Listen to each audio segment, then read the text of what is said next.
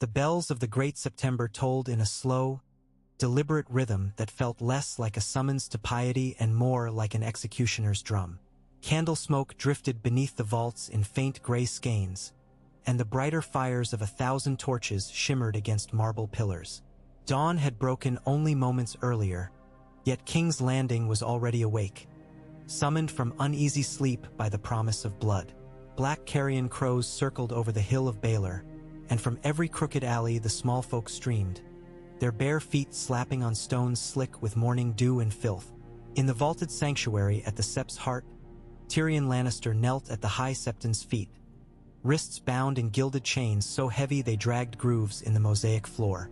Iron links would have sufficed, but Cersei insisted upon gold.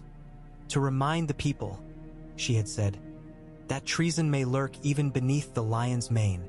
He wore no cloak, no badge of hand or master of coin. His fine doublet had been replaced by a rough, unbleached tunic that stank of straw and damp. Yet his eyes, black-green and bright with exhausted fury, were clear as ever, fixed upon the man who would soon condemn him. The High Septon's voice quavered when he spoke, though not from pity. "Tyrion of House Lannister, son of Tywin." "Former son," Tyrion murmured in a rasp. The words echoed into the hush but went unanswered. Cersei, resplendent in velvet the color of a fresh wound, stood near the altar with Tommen beside her. The boy king's head barely reached her shoulder. Beneath a circlet too large, even after a hurried refitting, Tommen's golden hair stuck to his temples with nervous sweat. His eyes darted between mother and uncle, confused, miserable, and utterly powerless. Farther off, Jaime stood rigid in white Kingsguard plate, cloak draped over his maimed shoulder. He watched the proceedings with a hollow focus, lips pressed so hard they blanched. The glory of the Kingslayer's gilded armor could not hide the grief carved into the planes of his face. Beside him, Lord Meryn Trant shifted his weight, eager as a hound scenting meat. The High Septon cleared his throat. His second attempt sounded stronger, buttressed by the silent presence of 6 faith militant brothers who flanked the dais, halberds crossed. "You are charged with the murder of His Grace King Joffrey Baratheon. Though you demanded trial by combat, Ser Gregor Clegane's champion stands victorious. By decree of the crown, this holy court finds you guilty." The roar outside was distant thunder, disbelief or triumph or both. Tyrion lifted his chin as though to catch every note. "Your sentence is death," the Septon concluded. "May the 7 judge your soul." A hush fell, vast and absolute. Then the bailiff stepped forward, bearing a block of pale weirwood divested from some gods would long forgotten. The grain showed blood-dark striations, as though it had drunk many confessions. The executioner followed, Ser Island Payne, mute, face like cracked granite. His greatsword, a plain thing compared to the ceremonial blades of legend, gleamed all the same. For an instant, silence itself became a living, terrible thing in the September of Baelor. Jaime's hand twitched toward the hilt that was no longer there. Cersei's lips shaped a smile thin as a knife edge. In the lofts above, doves stirred, wings rustling like silk. Tyrion was guided forward, his knees pressing into the wood. The room wobbled and shrank in his vision. Somewhere behind him, the High Septon began a prayer, but Tyrion heard only the blood thundering in his ears. "Ser Island," Cersei's voice rang, cold and crystalline. "Do it." The sword rose. A breath. The blade fell. The first splash of crimson struck the weirwood like spilled wine on a wedding cloak. Tyrion's head rolled, its momentum carrying it too. Then 3 revolutions before it came to rest atop the mosaic tiles depicting the warrior's stern visage. The eyes, glassy, seemed to look upon the painted god in mute challenge. His body slumped forward, chains clattering against stone in a ghastly accompaniment. Gasps rippled outward. A woman in the gallery was heard to faint. Jaime's gauntlet fist slammed into marble, a crack of metal on stone. But he did not move. Outside the sept, the bells changed tempo, ringing a frantic, jagged carillon. Pigeons scattered from the roofs. A wave of sound, cheers mingled with screams, swept through the streets like wildfire jumping gutters. By the time the doors were flung wide and the pyre prepared in the square, it felt as though the very city had been set upon a trembling fulcrum, one push from balance. Tywin Lannister was not present for his son's execution. He received the news in the Tower of the Hand, amidst parchment, quills, and the faint scent of varnished teak. His clerk delivered the message in a whisper, as though speaking too loud might summon ghosts. Tywin nodded once. "Fetch Lord Kevin," he said, voice like wind through iron bars. Yet when the clerk left, Tywin's hand lingered above a freshly penned letter meant for Riverrun. His eyes, cold as granite in dusklight, did not follow the paper's finely etched lines. Instead, they fixed upon the lion sigil stamped in red wax. The seal swam, blurring. A heartbeat later, he swept the inkpot from the desk. It shattered, spraying black across maps of the Westerlands and Reach. The clatter echoed along timbered halls, but none dared enter. Not even the great lion's roar could have sounded more dreadful than that silence. Casterly Rock, 200 leagues away, hummed like a stirred hornet's nest. Ravens arrived at dawn and dusk alike. Each bore messages sealed with crimson wax that wept in the hot summer air. One scroll reported cheering crowds in the city, another a riot in Flea Bottom where cobblers and ragpickers battled over a headless puppet meant to resemble Tyrion. Ser Adam Marbrand, acting Warden of the West in Tywin's absence, convened the bannermen in the Rock's Golden Hall. Marble lions watched from alcoves as lords murmured among themselves. Defalwine of Case, Prester of Feastfires, Serret of Silverhill. Most looked wary, some openly fearful. Tyrion might have been an embarrassment, but he was still of Lannister blood. Blood called to blood, and bled red, no matter how much gold it carried. "King's Landing is not the West," Marbrand told them, voice calm even, "but the realm will measure us by our response. We will maintain order until Lord Tywin's return." "Order?" scoffed Lord Craylenbrax, whose wife had once slapped Tyrion at a wedding feast. "The city kills one lion and lines up to spit on the next." Lady Johanna Liddon, silver-haired and sharp-eyed, frowned. "The small folk cheer because they know no better, yet the other houses watch as well. If we appear divided, we must roar louder." That from Ser Forley Prester, leaning on a ruby-topped cane. "Let them see unity." Marbrand could only nod, though he wondered whether a roar would serve or simply draw predators. At Harrenhal, now held by Lord Roose Bolton, news arrived via turncloak ravens. Bolton received it with a pale smile. "The lion devours itself," he observed to his steward. "Better than any flaying knife." He dispatched messages north and south, offering quiet support to those who might grow hungry amid internecine feasts. In Riverrun's dungeons, Edmure Tully sat shackled to damp stone and prayed the rumors true. If the lions fought each other, perhaps the trout would swim free again. He whispered hope into the gloom. His words earned only dripping water for reply. One night after the execution, Bronn of the Blackwater sat in the smoky recesses of a brothel off Silk Street, a sour ale before him. He'd been paid handsomely once to champion Tyrion, yet no pouch of gold had crossed his palm this time. Bronn's shrug was a half-hearted thing. "Dead lions don't roar," he told a prostitute with watery blue eyes. Still, he found himself tilting the mug in a silent toast. Across the room, a cousin of Ser Meryn Trant boasted that Tywin would flay enemies from Stony Shore to Dorne to avenge his son's shame. Bronn's dagger landed between the cousin's fingers mid-gesture. "Careful," Bronn said. "Some of us like living to spend our coin." The cousin fled, trailing ointment for his wounded pride. Jaime's dreams that week were soaked in red. He relived the moment Tyrion's head left his shoulders, heard the wet thump on marble again and again. Each time he tried to move, tried to cry out, tried to swing his sword at Ser Island. But every dream ended the same. Jaime's own golden hand melted, dripping molten metal over his brother's severed face. He woke gasping, the phantom heat clinging to his palm.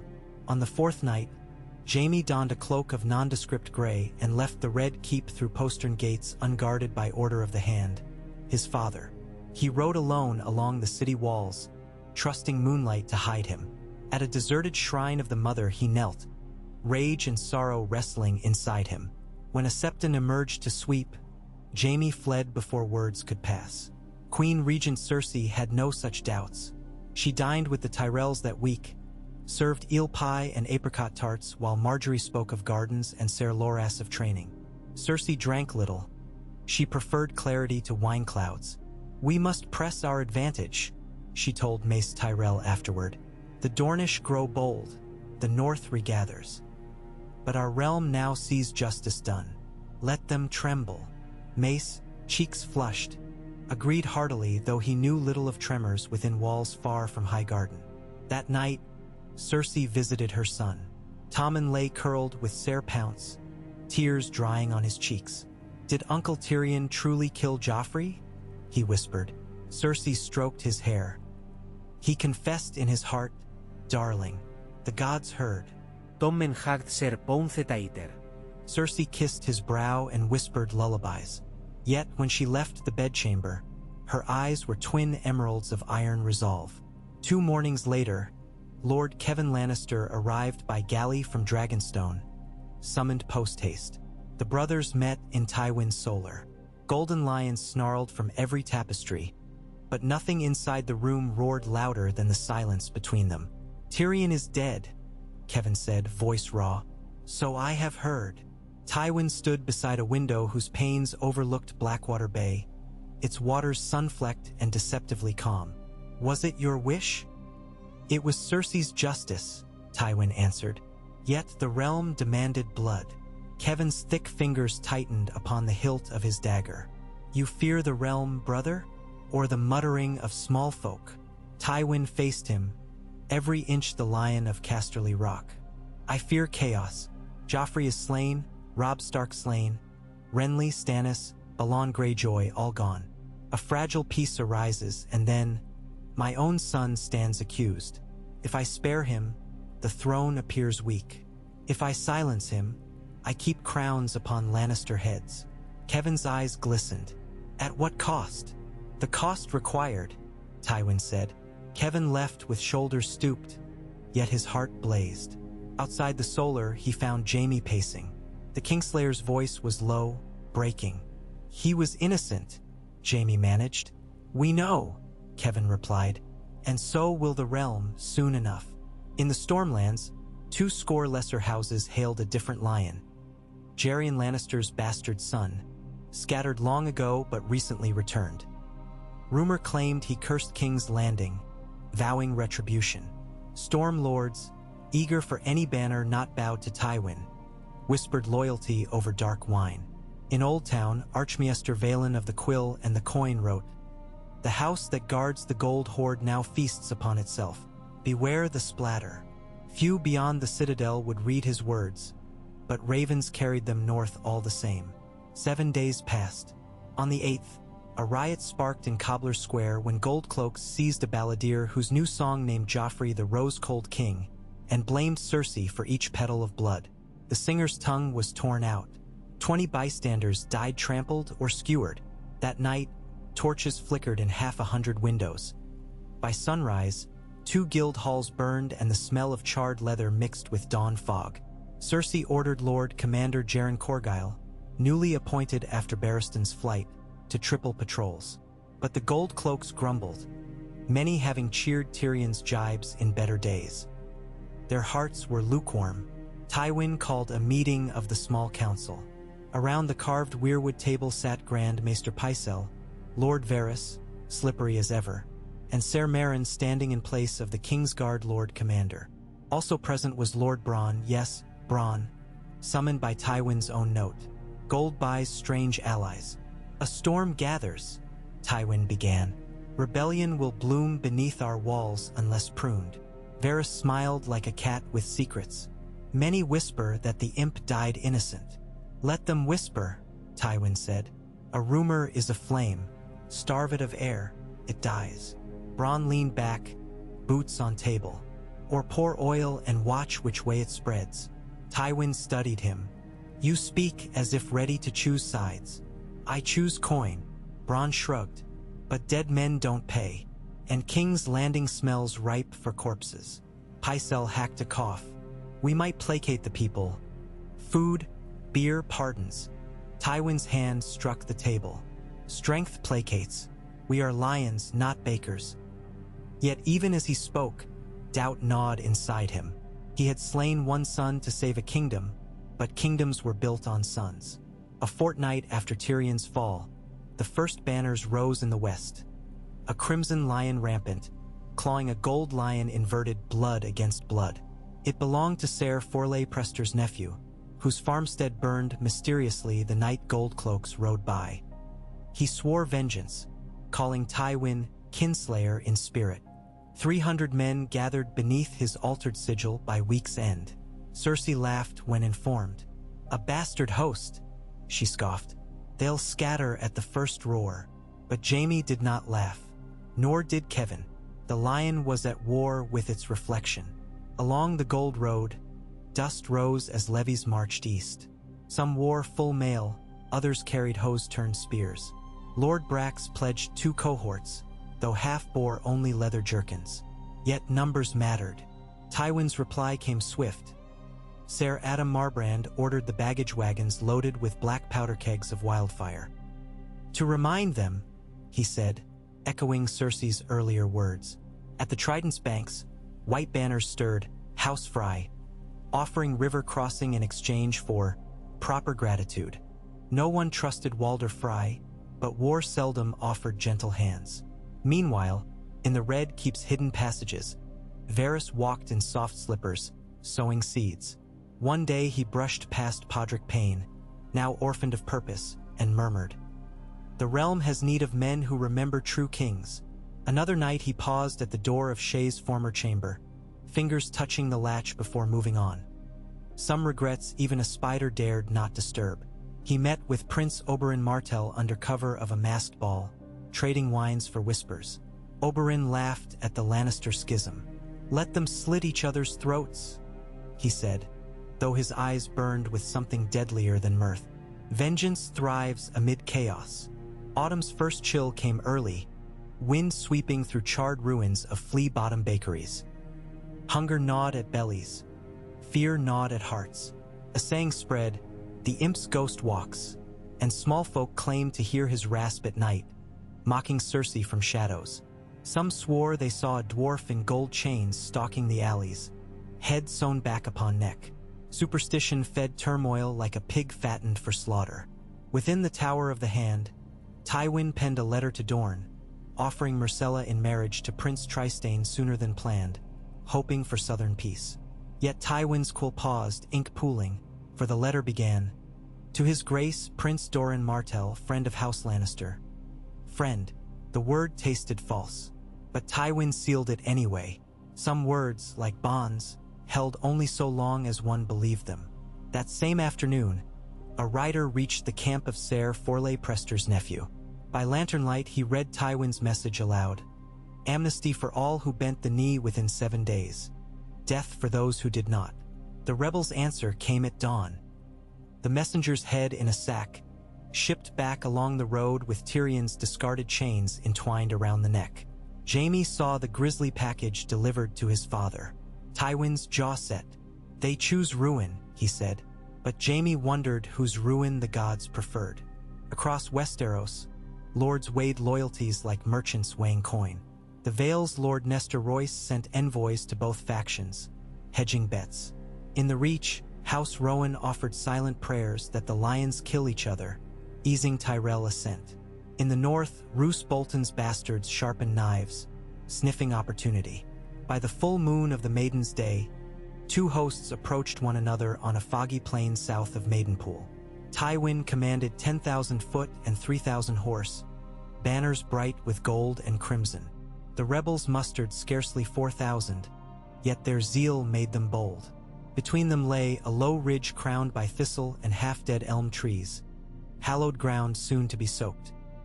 As dawn paled the sky, Jaime rode to his father's command tent. "Let me speak to them," he urged. "These are our own. "They are traitors," Tywin answered, helm already donned. "As was I once."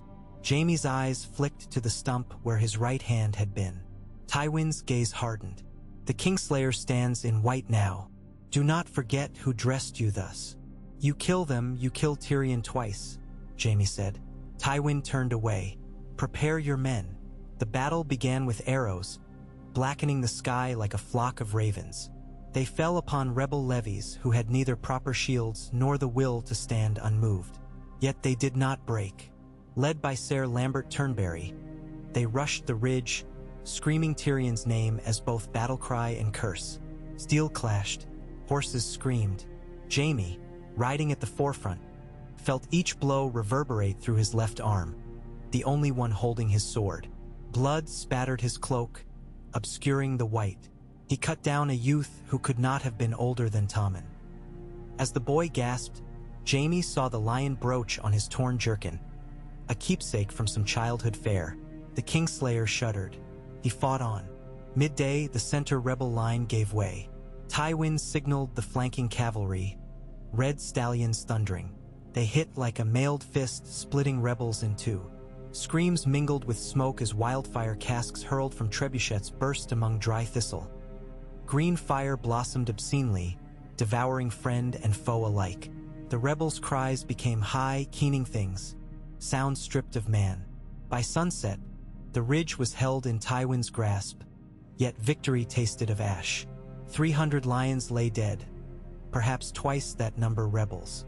Flies descended before nightfall, drawn by the feast of ruin. Word of Tywin's ruthless tactics spread faster than ravens. In the west, smaller banners folded, kneeling not out of loyalty but terror. Yet terror sows seeds of resentment even as it prunes revolt. In King's Landing, Cersei celebrated with a masked revel. She wore a lion's head wrought of gold leaf and rubies. Some said it dripped with fresh ruby tears. Goblets overflowed with sweet arbor red, and mummers reenacted Tyrion's trial, playing his decapitation for laughs. Even Mace Tyrell chuckled, though Marjorie's smile froze like frost on glass. Under the gallery gloom, Sansa Stark watched through borrowed silks, face blank. She had learned at last the lion's merriment is as lethal as its roar. Jaime returned to tea. He city in silence, refusing parades. He took up residence once more atop the White Sword Tower, visiting the Sept each night to pray for a brother whose gods he had scorned in life. Kevin, meanwhile, rode west, visiting holdfasts ravaged by Tywin's wildfire, burying charred peasants with his own hands. A case he addressed survivors. "House Lannister grieves," he said, voice raw, "and will make recompense." But his purse, though wide, could not unburn homes. Eyes followed him, hungry and hollow. A council convened in Tyrion's name, not of lords but commoners. They met in abandoned taverns, led by a former scribe named Darnold Stoutback who once delivered messages for the imp. He cared for small folk, Darnold proclaimed. He mocked kings. They fashioned crude coins of tin bearing Tyrion's face. The reverse showed a broken crown. Such tokens passed from hand to hand, buying bread and treason alike. In the Riverlands, Lady Stoneheart heard whispers of Lannister strife. "Rivers run red," they said, "and lions feast on lion hearts." Stoneheart's silent question was simple. When will they taste Stark blood instead? She ordered her brotherhood to steal arms from any Lannister convoy they found. Revenge, like summer wine, grows richer with age. The first assassination took place on the 17th night after the Ridge battle. Lord Brax, returning from council, staggered past torchlight when a crossbow bolt sprouted from his throat. He clawed at it, gargling. On his cloak clasp someone pinned a copper halfpenny engraved with Tyrion's likeness. By dawn the city buzzed. The imp's justice, they called it. Cersei flew into a fury. Gold cloaks scoured Flea Bottom, seizing any dwarf they found. 3 such unfortunates were dragged to the Red Keep, flayed, and their heads displayed above gates. But the assassins struck again. Ser Osmond Kettleblack found strangled with a golden chain. "Chains again," Jaime observed. "They wield our sins as weapons." Cersei slapped him. Speak not of sins when you coddled that monster. Jaime's cheek burned, but he did not look away. Monster, he echoed. If he was monster, what does that make his murderers? Far from the capital, rumors multiplied. Some claimed Tyrion survived, head sewn back upon shoulders by red priests. Others swore his spirit walked the crypts of Winterfell. Dissension spread among Lannister bannermen. Prester's kin refused further levies. Marbrand's holdfast harbored deserters. Crakehall threatened to marry daughters to Baratheon bastards for protection. Sensing fracture, Stannis Baratheon's remaining loyalists, holed on Dragonstone, debated sailing again. The realm softens, Ser Davos Seaworth argued before the fire, but our king needs coin and men. Stannis, jaw clenched, stared at the painted table. He saw new paths carved in old grain, paths paved with lion blood. Tywin convened Grand Council of Western Lords at Casterly Rock. He traveled by night to avoid ambush, arriving gaunt, eyes shadow-ringed. In the ancient hall carved from the cliff's heart, he stood before gilded pillars. "We are one house," he declared, voice echoing. "Gold binds us." Lord Brax's widow rose, black veils trembling. "Gold did not shield my husband." Tywin's gaze did not soften. "The guilty will pay." "Is it guilt?" asked Lady Liddon. "To question kings who butcher kin?" A hush fell. In that hush, Kevin stepped forth. "Brother," he said, "you must acknowledge the doubts." Tywin's voice cut him. "I will not debate treason. Then you will face it." Kevin dropped a pouch, the tin coins bearing Tyrion, onto the dais. They clinked like mocking laughter. The room erupted, lords shouting, accusations colliding. Tywin raised his hand, but even the lion's paw could not still every growl. He stalked from the hall, and the sound that followed him was not silence. It was the rumble of a pride unmoored. As autumn deepened, the realm divided along a fault line that stretched from the Golden Tooth to the Iron Throne. Brothers eyed brothers across spear points. The phrase kinslayer began to cling like burweed to Tywin's name, spoken softly but spreading. Merchants hiked prices for any goods bound for Lannisport or King's Landing, fearing roads choked with refugees and rebels. And beneath it all, Tyrion's ghost marched. It marched in the clink of counterfeit coins, in the whispered ballads sung by beggar girls, in the hush that fell whenever the bells tolled. A city may bury a body, but it cannot so easily entomb an idea. Least of all an idea bound in chains of guilt and gold. Winter had not yet come, but by the first frosts, blood already stained Westeros like a bruise blooming beneath the skin. In dark keeps and smoky taprooms, lords and lowborn alike wondered which lion would devour the other first, and whether the feast would sate the realm's hunger or leave it more ravenous still. Approximately 5,300 words of continuous, subtitle-free narrative follow. Snow fell like sifted ash over the battlefield outside stony September, though the calendar still swore it was autumn. A thin white veil clung to corpses in broken mail, turning red wounds pink and muting the glimmer of fallen swords. Wind keened through splintered wagon wheels, carrying the faint stink of wildfire that had raged here 3 days past. Crows hopped from corpse to corpse, uncowed by the living men who picked among the dead in search of cousins or plunder. Ser Davin Lannister tugged his cloak tighter, beard crusted with rime. "Winter comes early," he muttered to Kevin beside him. "Or death chills the air," Kevin answered. He dismounted and knelt by a slain boy no older than his own son, bright red hair matted with blood. The lad's surcoat bore a crude lion rampant, stitched in brown thread, no household he recognized. Likely a field hand who'd sewn courage into cloth before taking up arms against the rock. Kevin whispered a prayer to the maiden, closed the boy's eyes, and rose with darkness in his own. Davin cleared his throat. "Uncle, rumor rides faster than ravens. They say half the West rises now. Houses who bent knee after the Ridge fight are sending second sons to the rebels." "Second sons today," Kevin said. "Heirs tomorrow." He watched smoke curl from burnt wagons. "They bleed us to prove we can bleed." A horn sounded from the main camp. Tywin required his captains. Kevin mounted. Together they rode past rows of tents striped crimson gold. Many stood half empty, their men lost to blade or flight. At the command pavilion, heavy oiled canvas rippled in the icy gust. 2 Lannister guards pulled the flaps aside. Tywin leaned over a campaign table littered with black pebble markers. His armor gleamed, but stubble shadowed his jaw. Sleep had become a rumor for him too. When Kevin entered, Tywin's eyes flicked up like steel catching light. "You have estimates?" Tywin asked without greeting. 200 dead, Kevin said. 300 wounded. Enemy losses perhaps double. Ser Adam Marbrand stood at Tywin's right. Those enemy were mostly small folk levies. Untrained, starving. "Starving men bite deepest," Kevin replied. Tywin moved a pebble westward on the map. "We advance on Ashmark by week's end. Ser Forley Prester's bastard kin hold it now. Cut out the rot at its root." "The root lies deeper," Kevin said. "These fires will keep kindling until the people believe the lion's justice again. They will believe once their false heroes hang." Kevin hesitated. False heroes or martyrs? Silence bloomed. Red wax candles spat. Marbrand shifted his weight, but Tywin neither blinked nor breathed.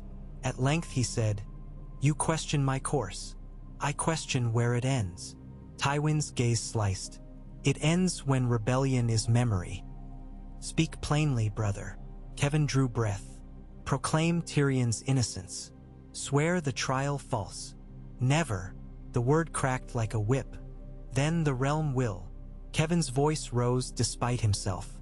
Whispers grow louder each time wildfire burns another hamlet. "Lannisters killing Lannisters.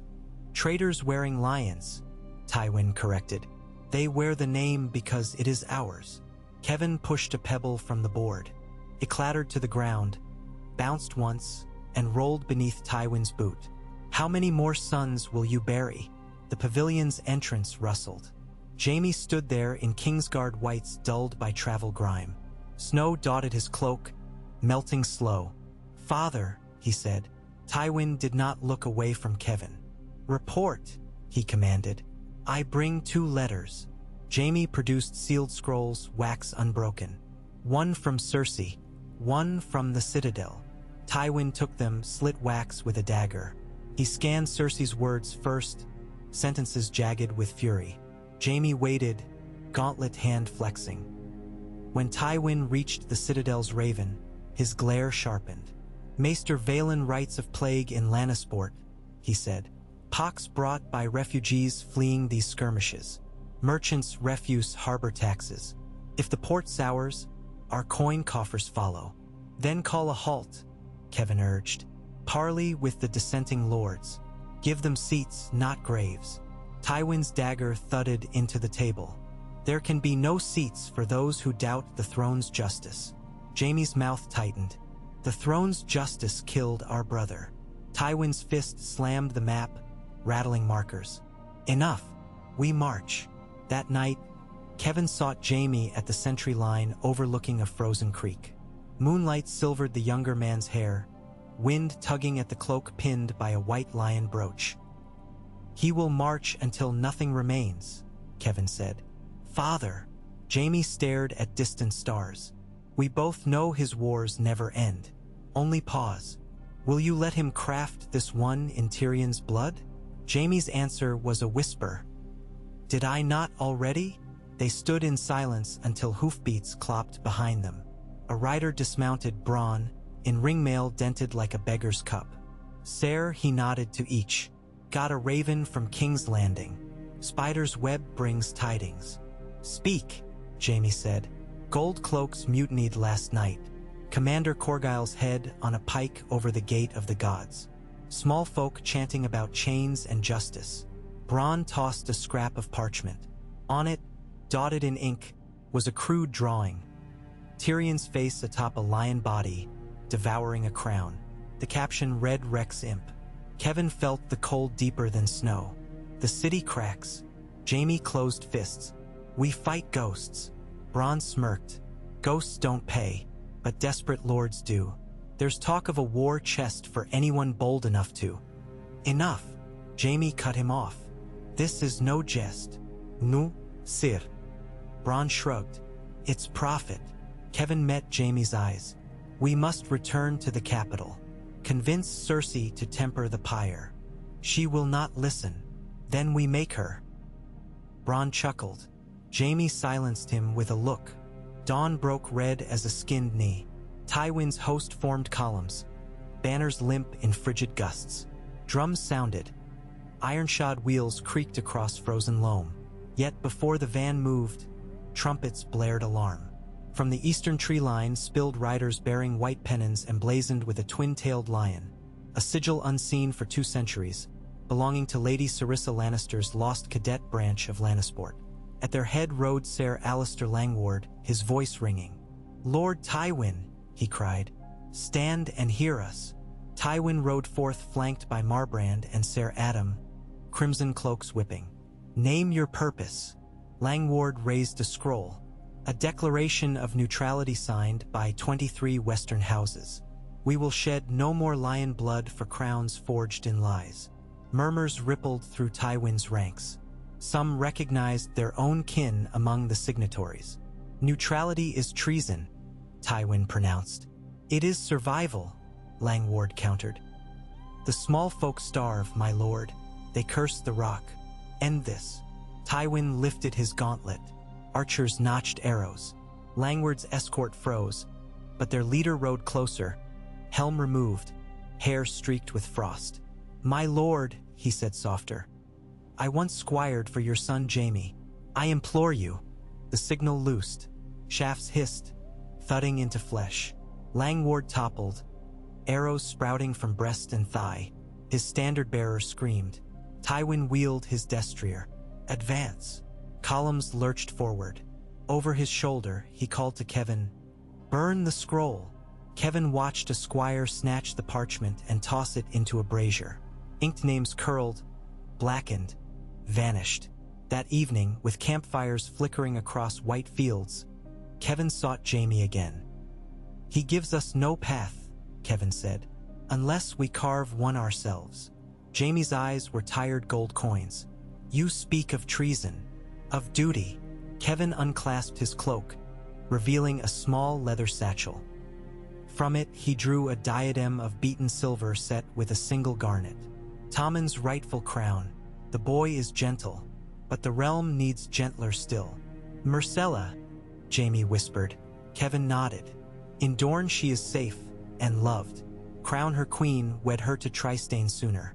A union of lion and son may douse wildfire." Jaime exhaled. "Father will not yield." "Then we take Tommen and go east. Seek Lord Pax to Redwine's fleet, sail to Sunspear. Kidnap the king? Rescue him," Kevin insisted, "from his mother and his grandsire." Jaime looked to the waxing moon. "I have taken children from mothers before," he said, thinking of Bran and his push. "No good followed. Yet worse awaits if we stand idle." Kevin offered the satchel. "Will you?" Jaime's hand trembled. "I will ride to the city and judge." "Ride fast," Kevin urged. "The gods give little time." King's Landing lay draped in smoke when Jaime approached on the 9th day. Fires burned in Flea Bottom, and at night the Blackwater mirrored orange tongues. He entered through the mud gate under suspicious eyes of gold cloaks wearing makeshift badges, some shaped as lion heads pierced by chains. Within the city, walls bore fresh scrawl. "Imps of wrath unite, chains break crowns, Cersei Kinslayer." Jaime rode straight to the Red Keep. The gates stood shut. A barricade of overturned wagons rhymed the courtyard. Ser Meryn Trant challenged him. "The Queen Regent keeps no traitors." He sneered at Jaime's cloak stained by travel dust. "Stand aside," Jaime ordered. "Your oath binds you to me as much as her." "My oath binds me to the crown," Meryn said, fingers caressing sword hilt. Jaime drew slow. Steel rasped. "Do you doubt my loyalty?" Meryn's gaze flicked to Jaime's golden hand, then to guards ringing the yard. For a moment wind howled. Then he stood aside. "Enter, sir, but the queen awaits." Jaime found Cersei in the small hall seized as war chamber. Maps cluttered trestle tables. Goblets of dark wine spotted charts like wounds. She turned at his entrance, emerald eyes blazing. "You return at last." She poured wine. "Father bleeds the west and you vanish." "I rode to him," Jaime said. "He would not hear sense. He hears victory." Cersei drank deep, her cheeks flushed. "Do not preach caution, dear brother. The city roils, but my lion guards hold." "Hold for how long?" Jaime swept parchments aside to reveal a sheet. List of executions, mostly small folk. "Blood feeds blood." Cersei's laugh tinkled like shattered glass. "A drop in the Blackwater. Once the traitors drown, we will rebuild." Jaime stepped nearer. "Listen to yourself. You call our people traitors. They call me kinslayer." She flung a pamphlet depicting her stabbing Tyrion's heart. "I saved the realm from that monster. A monster you tormented since birth." Her slap cracked. Same hand that once cupped his cheek in desire. Jaime caught her wrist. "Enough. Release me." She struggled. He let go. Tears glimmered but did not fall. "You would betray me too? I would save you from yourself." She steadied her voice. "Tommen needs his mother. Tommen needs peace." Cersei's gaze hardened. "You sound like Kevin. Perhaps you conspire." Jaime's silence confirmed her fear.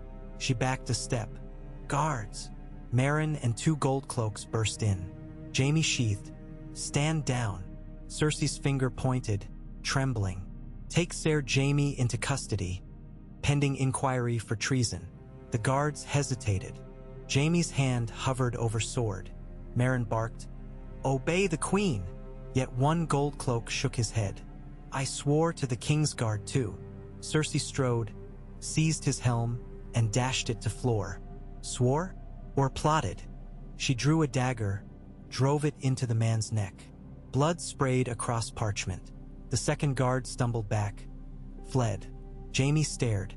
"Sister, what have you become?" "What you made me," she hissed. "I will not lose another son." She pressed blade to Meryn's hand. "Arrest him."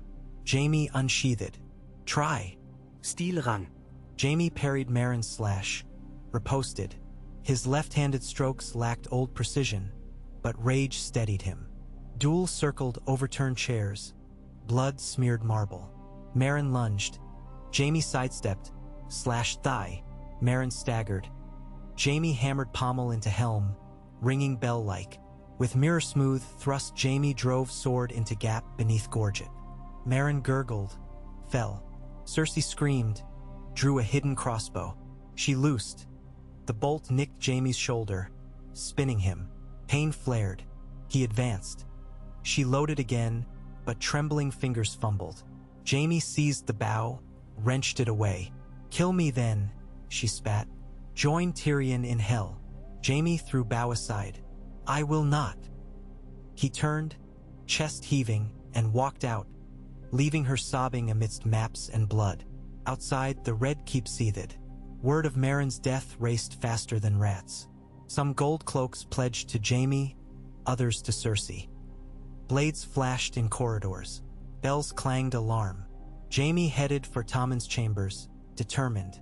In the nursery hall, he found Ser Boros Blunt standing guard. The plump knight bowed. "Ser Jaime, the Queen Regent says none may enter." "She commanded my arrest," Jaime replied. "Will you draw on me?" Boros wavered, recalling Meryn's fate perhaps, then stepped aside. "Do what you must." Tommen sat on his bed, crown askew. Ser Pounce meowed warily. "Uncle?" the boy asked, tears drying on cheeks. Jaime knelt. "Pack your warmest clothes. We ride for Dragonstone." "But Mother loves you," Jaime lied. "She sends us south to keep you safe." Tommen clutched the crown. "Can Ser Pounce come?" "Of course." Jaime smiled, heartbreaking. Minutes later, they slipped through passages dug by Aegon's masons, emerging at the stables. Their Bronn awaited, saddling 3 horses. "Whole castle's in uproar," he said. "Figured you'd need an exit." "Ever the opportunist," Jaime said. "Ever alive." Bronn winked at Tommen. "Fancy a ride, your grace?" Tommen managed a nod. Bronn swung him into the saddle. Jaime mounted behind. They rode through city streets aflame with torchlight and clamor. Rebels thronged at crossroads, some cheering "Long live the imp," others cursing lions. Jaime's white cloak drew stares. Bronn cut a path, tossing silver. Guards at the river gate hesitated but let them pass when Bronn whispered of plague inside walls. Across the Blackwater, a sloop awaited, purchased by Bronn's coin earlier. Sails unfurled in moonlight. Tommen shivered under thick cloak. Jaime wrapped arms around him. "Where are we going?" the boy asked. "To friends," Jaime answered, believing it half true. Bronn snorted. "To sell sails who'll fleece us." Jaime ignored him, watching King's Landing shrink to a smear of fire and stone. Bells tolled behind them, slow, mournful, echoing across dark water. For Tyrion? For the realm?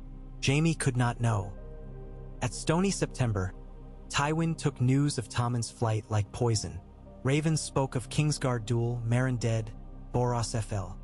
Ed, Cersei barricaded in the Tower of the Hand with 100 loyalists. Small folk now hailed King Tommen the Free, while others named him hostage of the Kingslayer. Tywin's council gathered. "Retrieve my grandson," Tywin ordered. "By steel or silver?" Marbrand asked. "And if the Kingslayer resists?" Tywin's stare chilled marrow. "He will not." Yet within his tent that night, Tywin opened a cedar chest aromatic with memories. Inside lay a child's rattle carved of weirwood, painted gold. Tyrion's first toy. Tywin held it, thumbs sliding over faded paint, until dawn's gray seeped under canvas. Only then did he pen a raven. "Jaime, you have one chance to return the king unscathed. Do so and you remain my heir, else your life ends where you stand. Lord Tywin Lannister." He sealed it with blood-red wax. When the ink dried, the rattle lay broken in two beside the stub of his quill. Jaime's sloop reached Dragonstone just as a storm brewed, black clouds churning over the island's jagged towers. Cobblestone steps glistened with rain. Ser Davos met them at the landing, lantern held high. His eyes widened at the sight of Tommen shivering within damp cloak. "Ser Jaime Lannister," Davos said warily, "to what do we owe this visit?" "Peace," Jaime replied, "and a boy's life." Stannis emerged from the shadows, jaw grim. "You deliver a crown to my gate. Do you ask surrender?" Jaime placed hand on Tommen's shoulder. "I ask alliance. The realm bleeds. Help us stem it." Stannis considered. "A Lannister begs Baratheon justice?" Davos whispered. "Your grace, the boy is innocent." Thunder cracked. Stannis' eyes reflected lightning. Innocent of birth, guilty of name. Jaime's hand tightened on sword, but Tommen stepped forward. "Please, sir, I'm cold." His voice quavered. "Mother said knights protect children." Stannis blinked. A memory flickered. Shadows of Shireen's smiles before the flames. He gestured. "Bring him warm clothes." As servants hurried, Davos exhaled relief. Stannis turned to Jaime. "You offer terms?" "Cersei's reign ends," Jaime said. "Crown my sister Myrcella and her betrothed Trystane under Dornish peace. Unify South and West. You keep the Stormlands and Dragonstone. March on King's Landing together. Remove Cersei without bloodshed." "Without bloodshed?" Stannis' laugh was dry. "You know Cersei." "Then minimal," Jaime amended. Stannis paced. "I uphold law. Tommen is bastard born of incest. Yet he stands here, flesh and fear. I will not slaughter children again." He halted. "Swear fealty to me, and we bring justice." Jaime's pulse thudded. "I swore to protect the king. You abandoned that oath once." Stannis' gaze speared him. "Abandon the false crown again." Jaime looked at Tommen, blue eyes, innocence. He thought of Bran, of Tyrion. "I will not harm him." "You may protect him as ward," Stannis offered. "But the Iron Throne is mine by right." Davos spoke gently. "Ser Jaime, the realm tires of lions. Let the stag mend it." Jaime lifted chin. I will not kneel, but I will parley. Stannis extended hand. Then parley, for the boy's sake. Jaime clasped it. Word swept across sea spray. Kingslayer seeks peace with the stag. Dorne listened with interest, dispatching Prince Doran's heir Quentyn to Dragonstone. The Reach weighed options. Tyrell envoys sailing covert at night. In the Vale, Littlefinger smiled, seeing games multiply like dice.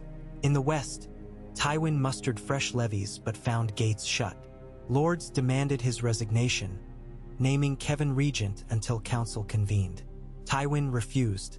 Siege lines formed outside his own bannermen's castles. The lion's roar grew hoarse. Inside King's Landing, Cersei watched fires consume the Street of Sisters. Food stores dwindled. Plague spread. One night she dreamed of Tyrion striding headless through her chamber, chain dripping blood. She woke screaming, demanded more executions. Her guards obeyed with dull eyes. On Dragonstone's basalt courtyard, Jaime sat beside Tommen, both eating trout stew. Ser Davos joined them. Tommen giggled at Seaworth's wooden fingers. "Does it hurt?" he asked. "Only when I forget it's gone," Davos said, winking. Jaime smiled faintly.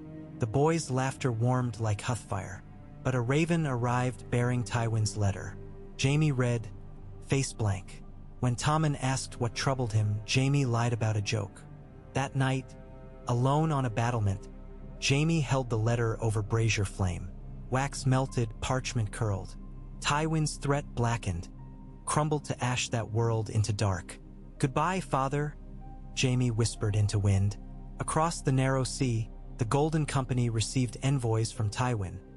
Promise of gold to fight rebels. But half their captains refused, citing old pacts with House Blackfyre are lessons. Betray a crown once, never trust its coin. In Bravos, bankers counted ledgers. The realm's debts multiplied like maggots. Investment in Lannister notes ceased. Interest soared. Gold lost sheen. Snow deepened, blanketing charred villages so completely one could pretend nothing burned beneath. But smoke still curled from cracks in the drifts, and wolves howled where crows once cawed, winter's heralds. At the Trident, Ser Brynden Tully led river lords in daring raids against Lannister convoys, freeing prisoners in Tyrion's name. They carried banners stitched with broken chains. "Let lions fight," Blackfish said. "We strike where their eyes turn away." Kevan, overseeing a battered host outside Ashmark, learned of these raids and groaned. Enemies multiply like Hydra heads. An aide whispered suggestion, "Seek Stark peace. Starks are snow, we are stone," Kevan replied. "Yet snow covers all in time." He pondered sending ravens to Sansa's rumored hideouts. Atop Casterly Rock, Tywin stood on a high balcony overlooking crashing surf. He wore no cloak despite the biting wind. Behind him, Maester Tullyard spoke timidly. "My lord, grain reserves dwindle. Mines flood without men to pump. The rock cannot feed itself." "The rock feeds on fear," Tywin muttered. "Fear fills no belly." Tywin exhaled steam. "Feed them promises. When the war is won, grain will flow." "If the war is won," the maester dared. Tywin turned. "Mind your tongue." The maester bowed and fled. Tywin looked back to sea, wondering when last he felt warmth not born of fire. He saw his children in illusion. Cersei as girl chasing lions in tapestries, Jaime training, Tyrion devouring books. Then waves crashed, visions fled, and only the rock remained. Vast, immovable, yet eroding grain by grain. On the stepstones, cell sails whispered of a dwarf in crimson cloak hiring ships. They laughed until he produced sapphires enough to dazzle. None recognized his scarred face, hidden beneath hood. He spoke of justice and crowns and a gift for Westeros. The captains grew silent, lured by coin and mystery. With each passing moon, the land grew colder, hearts harder. Spies spoke of factions. The True Lion Loyalists, Broken Chain Rebels, Stag Lion Coalition forming on Dragonstone, Rosecrown Reach Neutrality, and Sunrise Pact of Dorne. Names changed as quickly as fealties, yet all shared one constant, Tyrion's ghost. For Tyrion stood now as idea of justice denied, of power questioned. An idea can cross walls no army breaches, linger in minds no sword can slay, and ideas like winter possess patience. At Dragonstone's highest tower, Jaime watched dawn bleed pale pink across clouds. Behind him, footsteps. Davos approached with parchment. "From Sunspear," he said. "Prince Doran accepts talks." Jaime nodded, hope flickering. "What of the Reach?" "Lord Mace waits to see which way wind blows. Then we must blow strong." Jaime glanced at Tommen chasing ravens across courtyard. For him, Davos smiled. For all, below, waves smashed black stone again and again, yet Dragonstone endured. Jaime wondered if hearts could be likewise tempered, fused by fire, unbroken by tide. He vowed to try. In the Tower of the Hand, Cersei surveyed kings landing through arrow slits. Snow dusted rooftops beside soot. She clutched a chalice, knuckles white. Footsteps heralded Qyburn, robes rustling. "My queen," he said. "Our experiments bear fruit." He gestured. A hulking figure emerged, Ser Gregor Clegane's giant corpse reanimated, eyes glowing eerie blue. Cersei's smile curved. "Good," she whispered. "Let the realm see fear incarnate. Shall I send him west, to crush your foes?" No, her gaze fixed on the horizon where Dragonstone lay unseen. "First he fetches my son." Qyburn bowed. "As you wish. He needs but a name." Cersei thought of chains, of slights, of ghosts, and chose. "I name him Justice." The thing bowed, silent. Outside, bells tolled again. Now cracked, discordant, yet still they rang, as if the city refused to forget the sound of judgment. And so the game raged.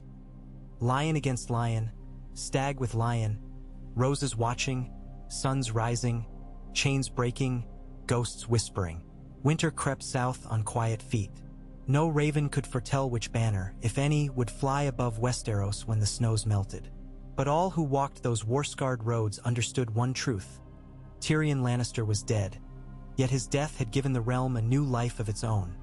A life forged from doubt and fire, from broken crowns and shattered kinships.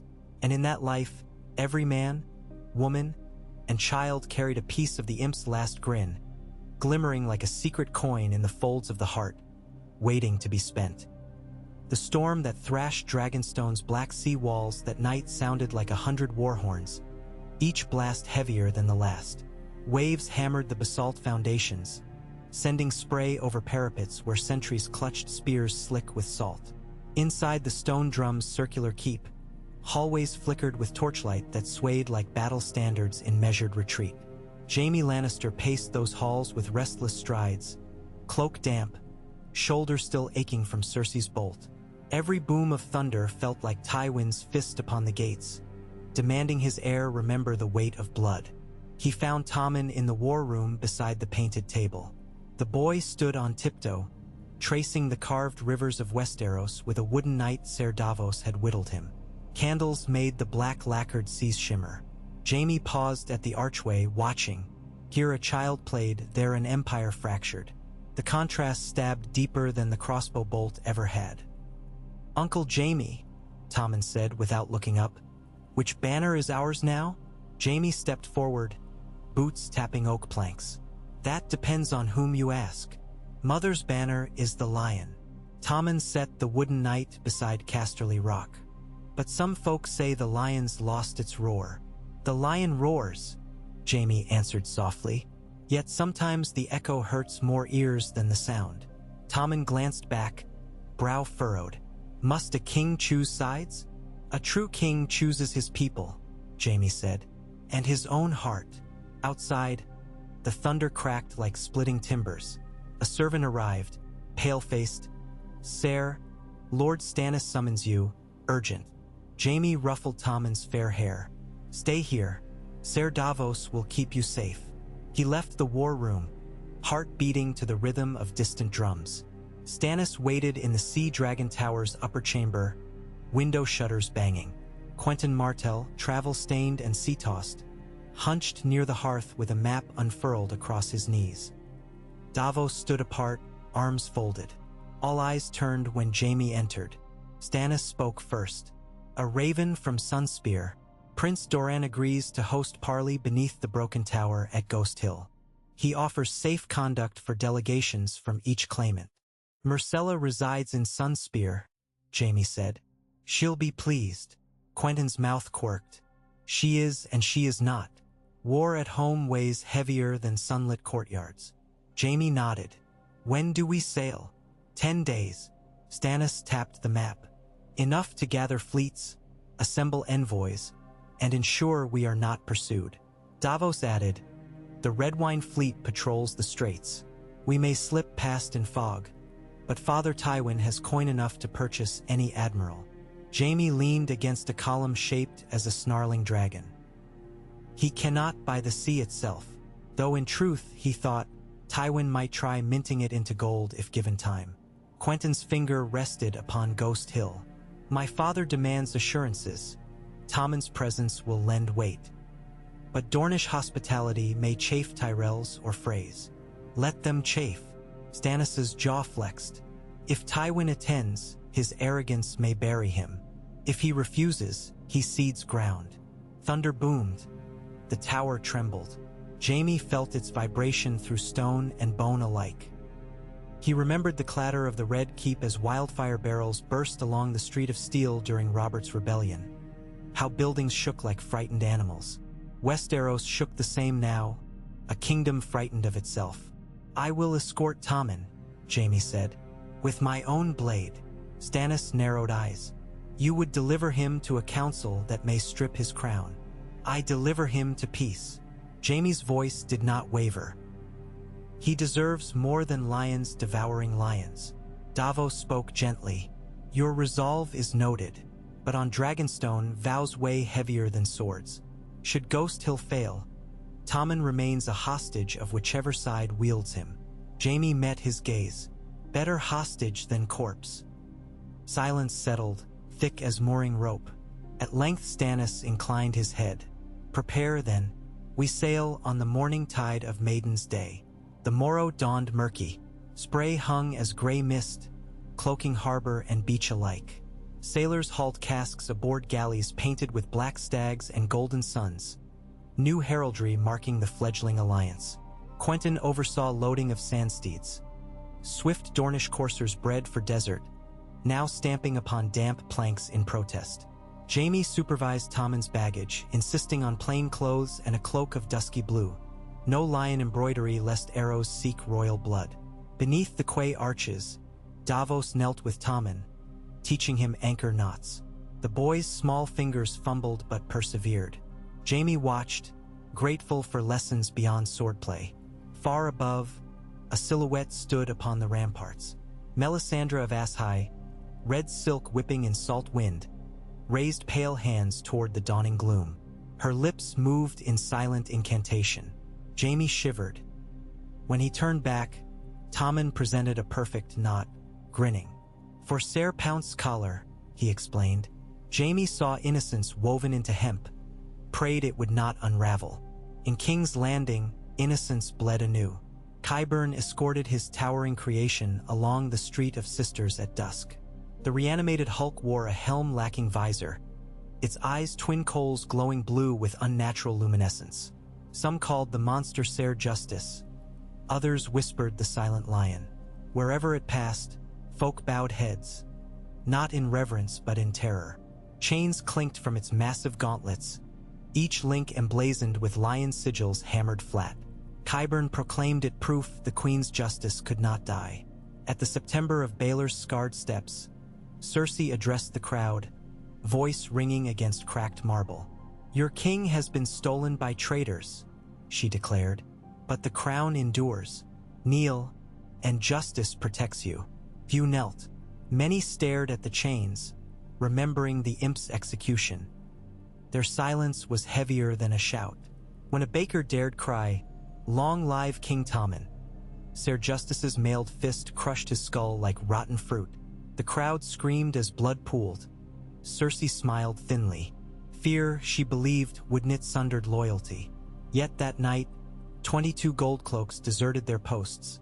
vanishing into alleys where counterfeit coins with Tyrion's face passed hand to hand like drafts of courage. On the river gate, a banner appeared at dawn, a broken crown beneath a lion's severed head. The sigil was gone by sunrise, but whispers lingered. Tywin Lannister read reports by candlelight in Casterly Rock's chamber of the Sea Winds. Ravens carried tales of deserted garrisons, grain riots, and Dornish parley. Each scroll he flattened with iron precision, edges aligning like soldiers on parade. He seldom slept now. The maester feared his heart, yet none dared speak. Ser Adam Marbrand arrived bearing a corroded bronze helm shaped as lion, dredged from the ruins of Ashmark's captured hold. It had belonged to Lancel Lannister, once squire to King Robert, now lost to flames in Tywin's purge. Marbrand placed it upon the table. "Your kin burn, my lord," he said softly. "Fire spreads, and we feed it." Tywin's eyes flicked to the burned helm, then to the window beyond.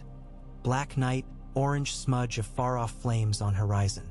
"Ashmark is retaken," he stated. "Victory breeds order." Victories breed graves, Marbrand countered. "Order deserts us quicker than men." He hesitated. "Noble houses speak of counsel, inviting you to parley at Ghost Hill." Tywin's fist hammered oak. "I do not parley with those who murder kin. They claim you murdered yours." Marbrand's voice trembled yet firmed. "If peace is to be forged." Tywin rose, cloak swirling like spilled ink. "Peace is the privilege of the triumphant. I will not bend knee to vipers." "Then we bleed," Marbrand whispered. Tywin dismissed him with a gesture. Alone, he regarded Lancel's melted helm and felt a pang he refused to name. He had killed to protect the realm's future. Yet each day the future resembled ashes. Duty demands, he told himself. Still, the bronze contorted visage seemed to sneer. The fleet sailed south in fog thick as mutton stew. Galleys rode silent, oars muffled with cloth.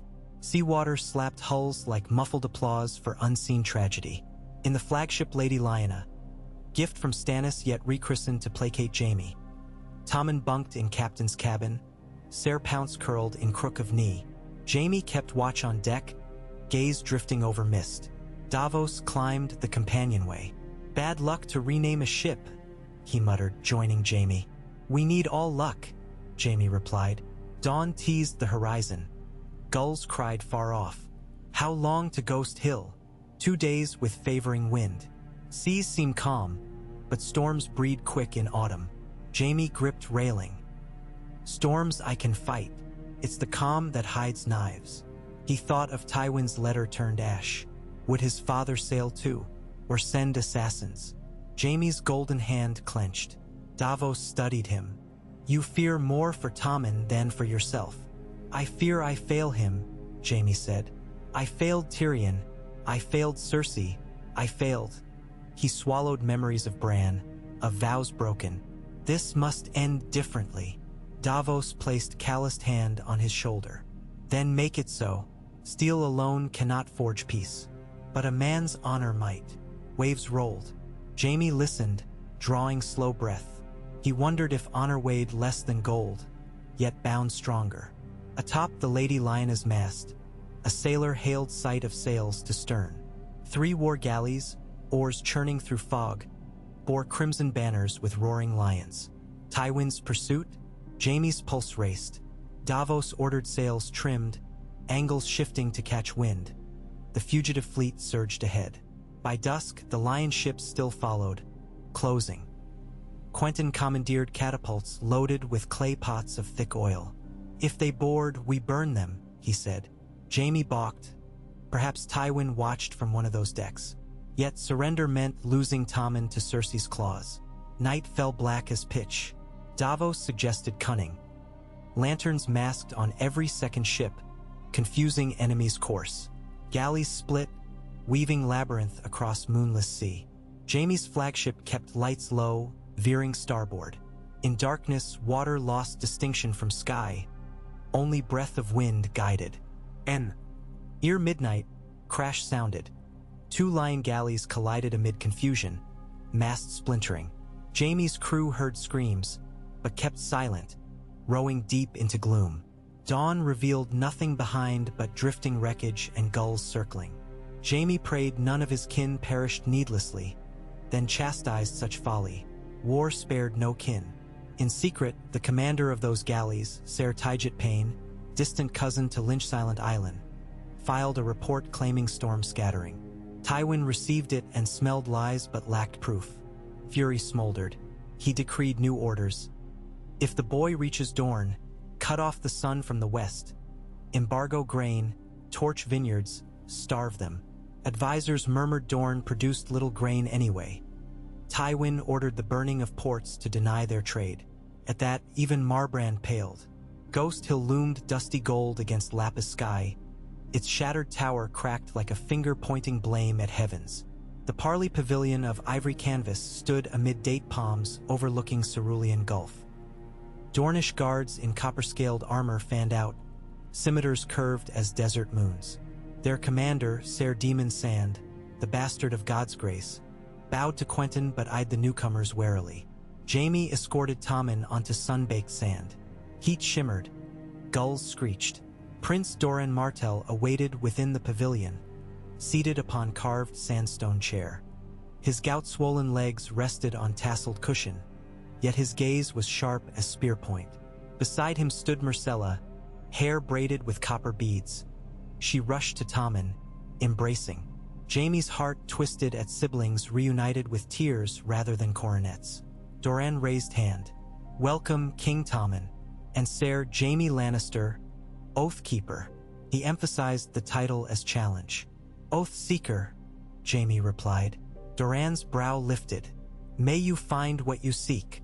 He gestured seats for all. Soon envoys arrived. Maester Melos representing the Citadel, Ser Paxter Redwine with green grape seal, Lady Olenna Tyrell clad in mourning green silver, and even Ser Brynden Tully emerging from exile in saltwind grays. Each entered, cooled by perfumed mist from swinging bronze censers. Yet conspicuously absent, Tywin, Cersei, or any unmistakable lion authority. Their chairs stood vacant. Jaime's stomach sank. Silence can speak daggers. Doran opened counsel. "The realm fractures. We gather to spare further blood." He nodded to Melos, who unfurled parchment. A proposed charter of regency. Tommen would rule under advisory council of great houses until majority. Myrcella named heir apparent. Dornish and Reach lands guaranteed sovereignty. Northern claims to autonomy considered. Each clause dripped compromise. Lady Olenna sniffed. "Words on parchment wilt without signatures in blood." "Signatures we may secure," Brynden said. "Blood. I have lost enough." Doran addressed Jaime. "Will House Lannister seal this pact?" Jaime felt eyes bore into him. Doran's calm, Olenna's hawksharp, Brynden's cold riverstone, Melos scholarly. Tommen looked up trustingly. Jaime's throat tightened. He was but a knight. Could he commit the lion? "I speak for myself," he began, "and for those lions who wish peace. I will sign." Gasps fluttered. Quills poised. Suddenly horns blared outside, warning. Sand stewards burst in. Riders approach from the west. Jaime strode to pavilion flap. Across dunes, a dust plume rose. At its head, thundered horsemen in crimson plate, flanked by crossbowmen in gold. In their midst a monstrous figure rode. Ser Justice, Gregor reborn, pauldrons etched with cracked lion faces. Behind, a wagon trundled bearing iron cage wherein Cersei herself, hair wild, eyes blazing, stood gripping bars. A banner flew from the cage roof, the pure red of House Lannister, but stained by dripping black streaks. Shock rippled through assembly. Lady Olenna whispered, "Oh, the poor fool has brought despair as dowry." Dornish guards drew scimitars, archers notched at 60 paces. The cavalry halted just beyond bowshot. From ranks rode Ser Adam Marbrand waving white cloth. Jaime's heart leapt to see his friend. A sign Tywin might yet seek talk. Marbrand called, voice echoing across arid breeze. "Parley under the laws of hospitality." Doran signaled assent. Dornish withdrew arrows yet remained tense. Jaime moved to greet, but Brynden gripped his arm. wary. Under pavilion's shade Marbrand approached alone but for Ser Justice looming at flap. The monster's presence made air colder despite heat. Jaime stared into lidless blue glare, recalling Tyrion's warning. Monsters are often of our own making. Marbrand bowed stiffly. Prince Doran, Lady Olenna, lords assembled. I come for Lord Tywin. He glanced at Jaime. He sends word. Deliver the pretender Tommen. Surrender oathbreakers. Kneel, and the West grants clemency. Laughter sprang bitter from Olenna. Clemency tasted with wildfire marinade? Doran's voice was measured. We discuss peace, not surrender. Marbrand's jaw tensed. Our queen! He nodded toward cage where Cersei gripped bars. Demands her son. Or we take him. Jaime stepped forward. Adam, my friend. This is folly. Return and tell Lord Tywin. A shriek cut him off. Cersei clambered, fury incandescent. Treasonous wretch, give me my son or burn. She smashed forehead against bars, blood streaking face. Tommen whimpered behind Jaime. Myrcella held his hand. Ser Pounce hissed. Brynden stepped beside Jaime, sword half drawn. No child leaves this tent. Marbrand's posture sagged. Pain etched lines on his face. I begged Tywin not to bring her. He believes her presence weakness. He is wrong. Doran said, show your good faith. Release the queen from her cage. Let her stand here equals. She will not walk among traitors, Marbrand replied. Storm clouds rolled overhead, though sky moments before had been clear. Heat dropped. Melisandre's distant chant drifted across sand. Jaime felt prickle down spine. Magic or omen he knew not. Olenna slammed cane to ground. Enough theater. We parley or we part. She eyed Justice monster. That thing violates guest right by breath alone. Ser Justice took single step. Floor trembled. Archers raised knocks. Jaime moved between beast and children. Adam, Jaime whispered. End this. Tywin listens to you. Marbrand's eyes glossed. He listened, then caged me in duty. He inhaled. I renounce his command. He drew sword and knelt before Tommen. My king, forgive. The gesture unveiled red plume of his helm wavering. Gasps erupted in Lannister ranks outside. Some riders lowered banners. Others hefted crossbows uncertain. From cage Cersei screamed wordless. Madness laced. Ser Justice reacted. Monstrous sword shattered pavilion pole, canvas collapsing. Guards leapt.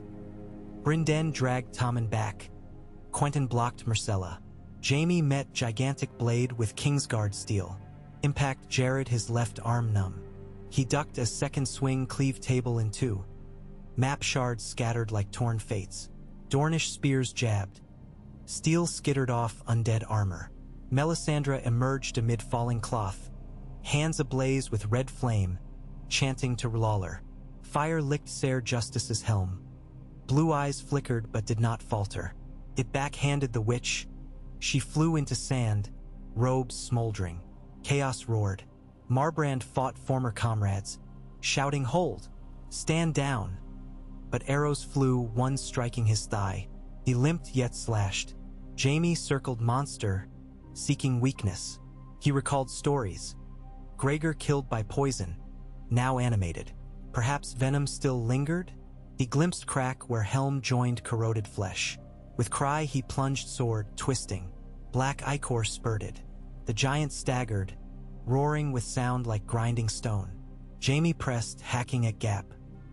Each blow rang bone and steel. Sparks hissed upon sand. Dornish archers regained lines, loosing at horsemen beyond. Lannister cavalry wavered, some fleeing west, others charging to rescue Queen. Arrows peppered, horses screamed, dust cloud thickened. Within the swirl, Cersei rattled cage bars, wailing. A stray quarrel struck iron, ricocheted, lodging in her shoulder. She shrieked but clawed bolt free, blood soaking gown. Tommen cried for mother, struggling against Brynden's firm grip.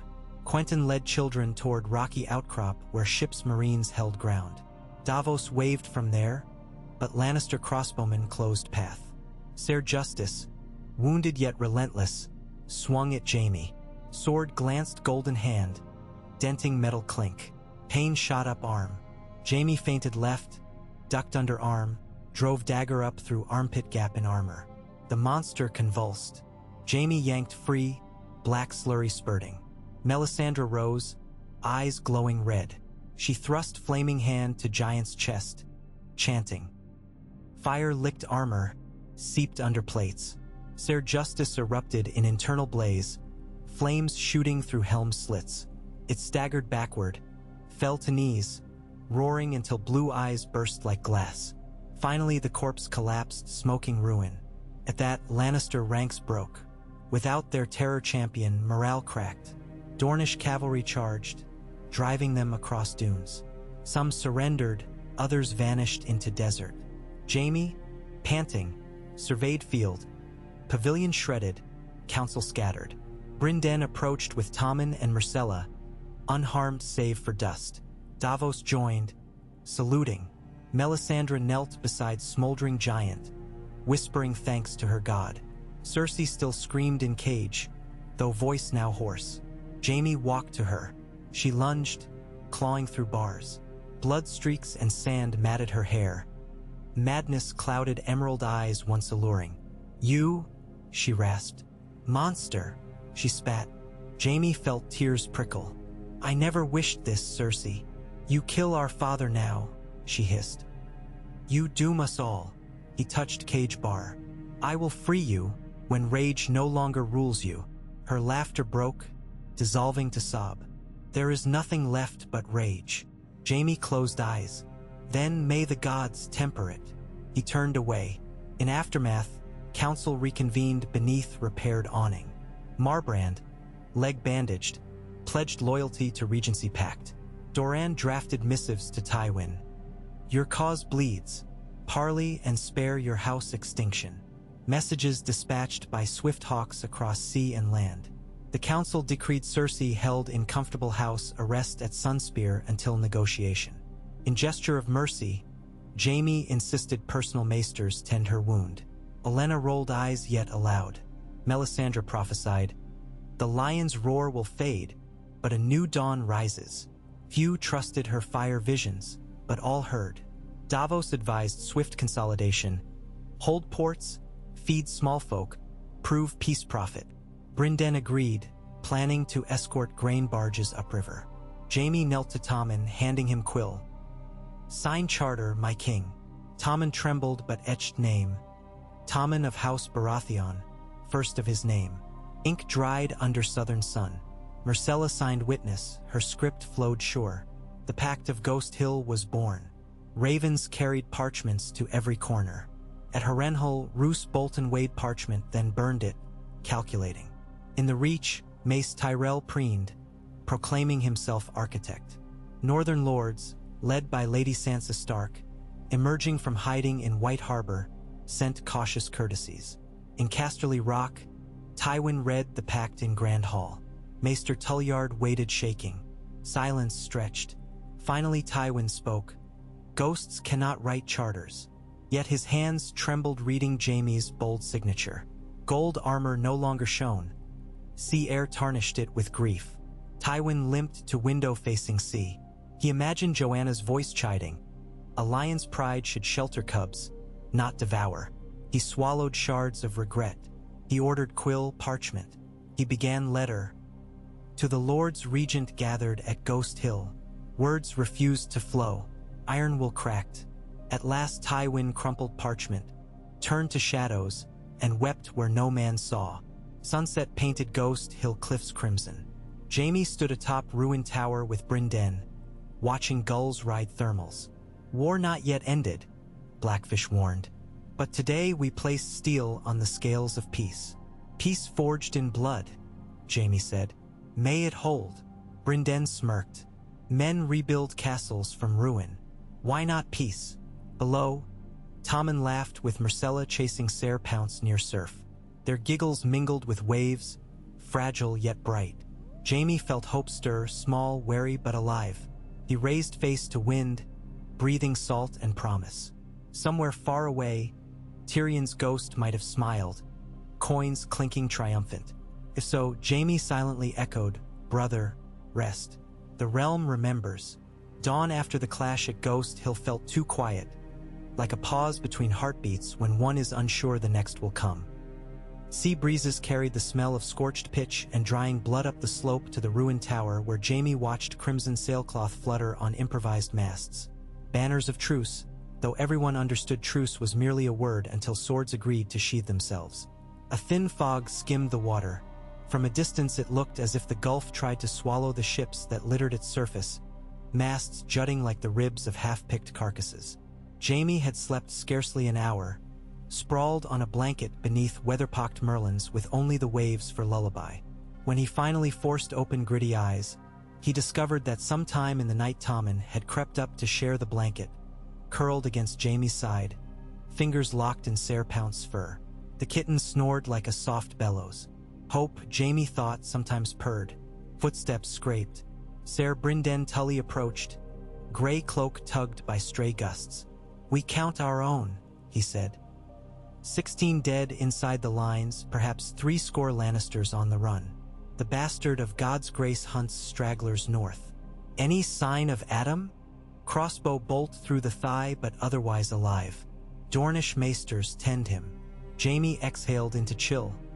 Breath steamed. He'll need more than stitches to mend what he's risked. Bryndon's gaze flicked to the empty horizon. Risk buys a chance, nothing more. We must spend it wisely. He handed Jaime a rolled parchment sealed with turquoise wax. Missive arrived from White Harbor. Lady Sansa Stark writes in her own hand. She claims the North may support our pact, if their grievances are addressed. Jaime broke seal. The writing was graceful, confident, absent the child he once met at court. Peace endures only when justice flowers in the hearts of the aggrieved. She asked for recognition of northern autonomy until such time as the direwolves felt safe returning to King's Courts. She asked for grain relief against early snows. She asked for Cersei to stand trial, not to rot in velvet captivity. Jaime's ribs tightened. The last request would open a wound deeper than the one Tyrion's execution left. "They want her head," he murmured. "Some might," Brynden allowed. "Others want the laws to matter at last." Against memories of Cersei's madness, Jaime pictured the girl with auburn hair writing these lines under candlelight, icicles at her window, maester hovering. Justice. The word tasted like cooled steel, neither sweet nor bitter, simply necessary. In Sunspear's guest apartments, Cersei languished behind silk screens instead of iron bars, but confinement had done little to soothe her. The wound in her shoulder closed cleanly under hot wine and poppy poultices, yet invisible injuries festered. Qyburn, denied access, had vanished into alley shadows 2 nights past. Rumors claimed he now advised Sellsword bands in Planky Town, experimenting on plague victims. Myrcella visited her mother every dawn, presenting pastries, carved shells, even dramatic renditions of Dornish ballads learned in the water gardens. Cersei accepted each gesture with brittle smiles, though her eyes roamed over doors and windows, measuring. One morning she asked for a lute. The next, she smashed it upon receiving news that Tywin refused parley. Splintered would remain strewn like bleached bones across carpets until servants swept quietly. Prince Doran observed from distance and sighed. "Torment seldom yields tranquility," he told Areo Hoda. "But a tempest contains its own demise if we wait." Yet waiting proved costly. Whispers from King's Landing told of red fever taking root in Flea Bottom, a sickness that blackened gums and burst capillaries till victims coughed threads of blood. Qyburn's plague, some claimed. Divine punishment, insisted Septons. As bodies piled at crossroads, small folk burned them in pyres that sent greasy smoke along the Blackwater. Goldcloaks deserted more posts, ashamed or starving or both. Into that vacuum stepped a fellowship calling themselves Impsbane. Ragged veterans of Blackwater and ridge fights who believed Tyrion's ghost guided them. They wore clay half-masks shaped like snarling lion faces split by chains, and they enforced rough justice, hanging thieves who overcharged bread, toppling statues of Robert and Joffrey alike. The city's pulse began to beat to an unruly cadence none could name. At Old Town, atop the high tower's lantern, Archmaester Valen of the Quill sent pigeons across the sunset sky, each bearing scraps of parchment summarizing plague spread patterns, crop failure, unrest. He compiled charts comparing present tribulation with the century of blood in Essos. Students scoffed at doomsaying, yet when Tyrell merchants arrived complaining of bandits on the Rose Road, the laughter faltered. The Citadel dispatched white ravens northward.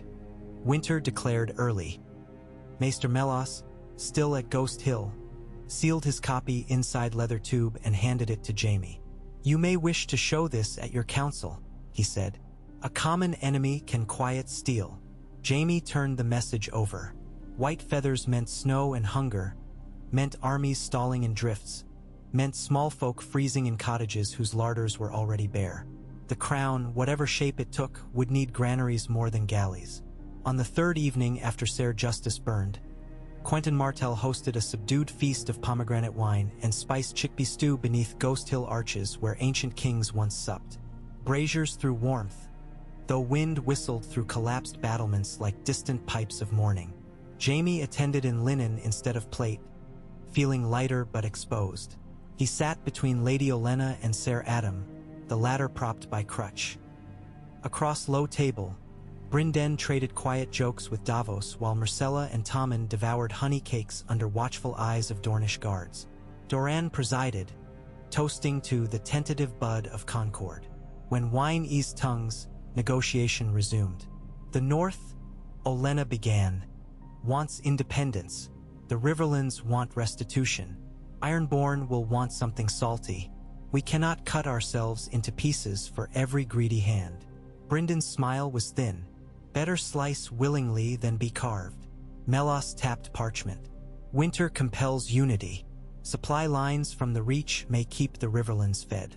The North's autonomy could be temporary, revocable after harvests stabilize. Adam winced, shifting leg. Tywin will call that surrender. Father can no longer fight every river at once, Jaime said. He bleeds men and gold, both scarce. Olenna sipped. The lion's hoard empties faster than it fills. These days. She turned to Myrcella. My dear, Highgarden remains pledged to your handfast with Trystane. But should coins dwindle, blossoms wilt. Myrcella flushed, glancing at Quentin, who stared into goblet. Doran coughed, forestalling more.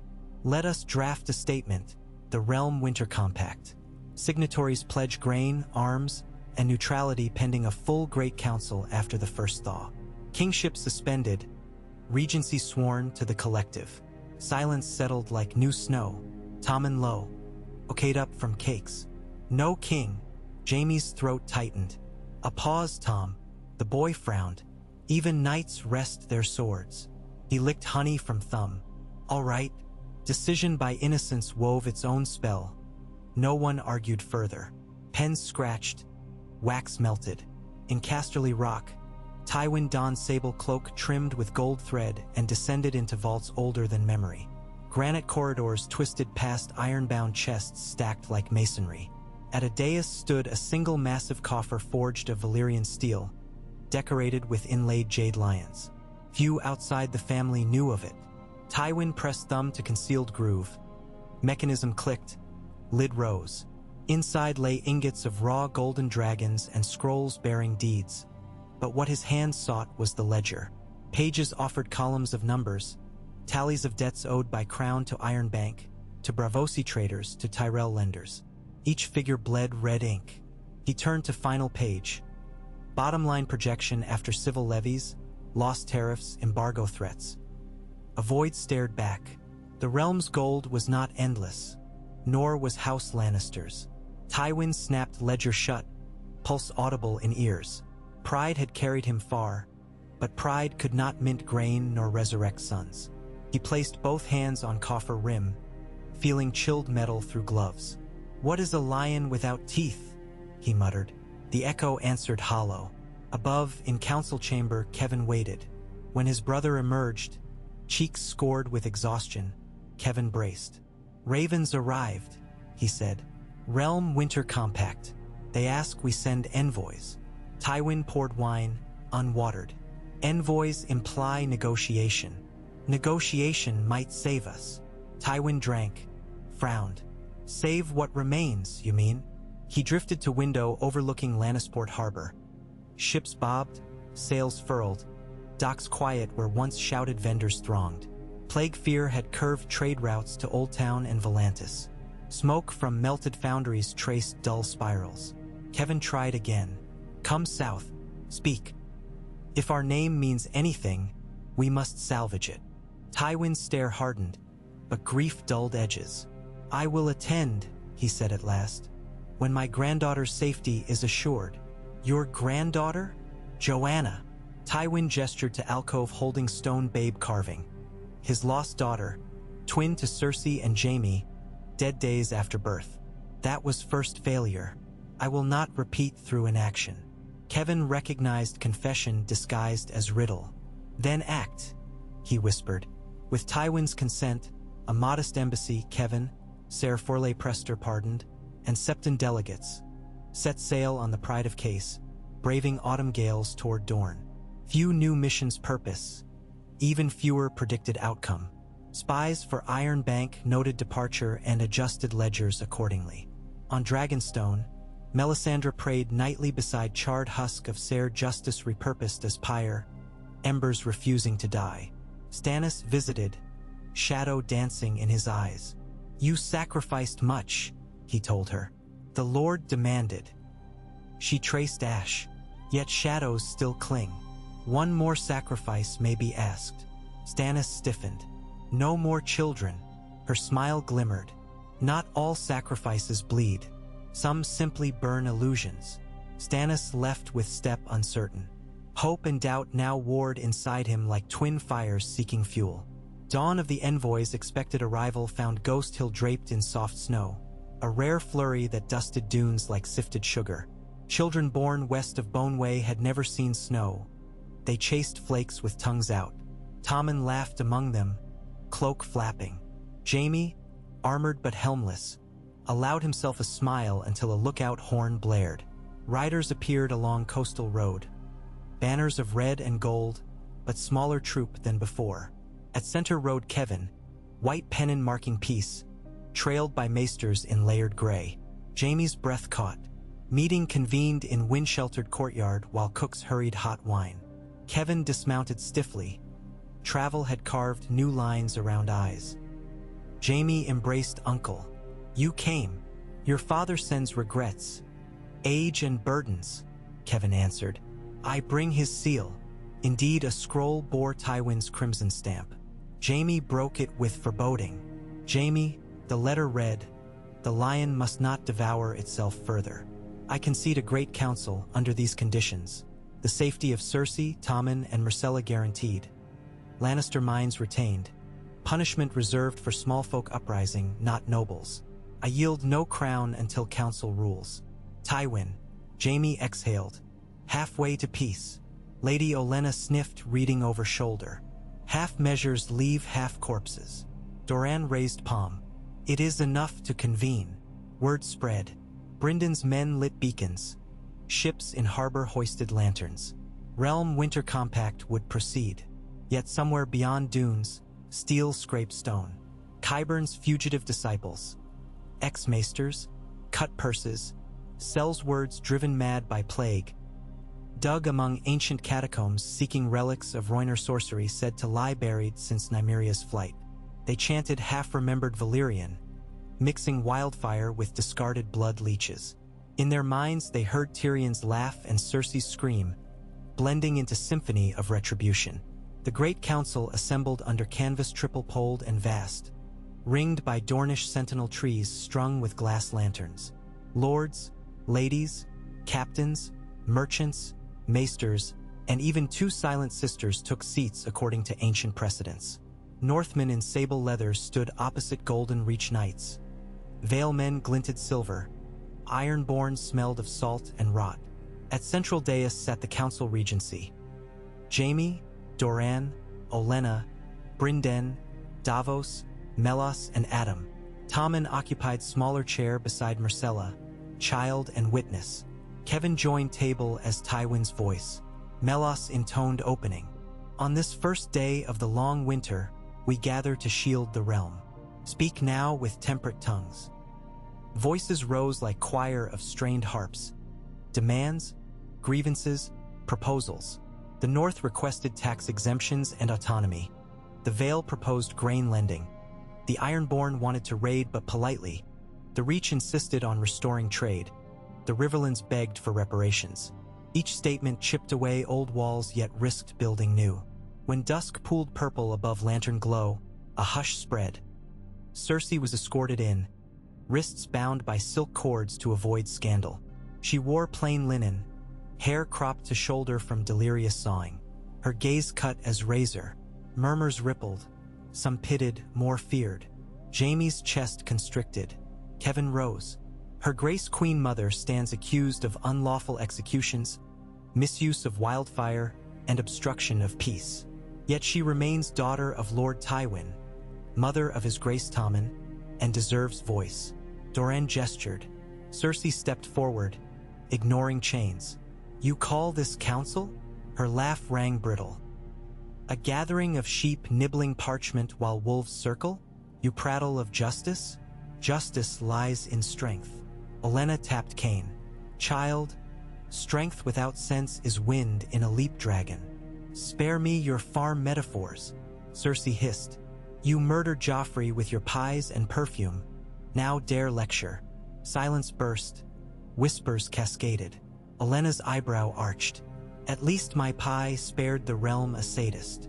Jaime stood, voice iron. Enough. The realm paid in blood. We seek closure. Cersei whirled. Closure? You snatched my son. Tommen flinched. Jaime moved between them. He is safer than in plague-ridden King's Landing. A mother decides safety, Cersei snarled. Release me. Release him, and this farce ends. Kevin stepped in. Sister, father. Father. Cersei laughed again, raw. He caged me like broodmare. She addressed assembly. Think you Tywin's capitulation honest? He plots even now, sharpening blades. Her eyes blazed. But I have sharper. She raised bound wrists. Inside sleeves, hidden needle glinted.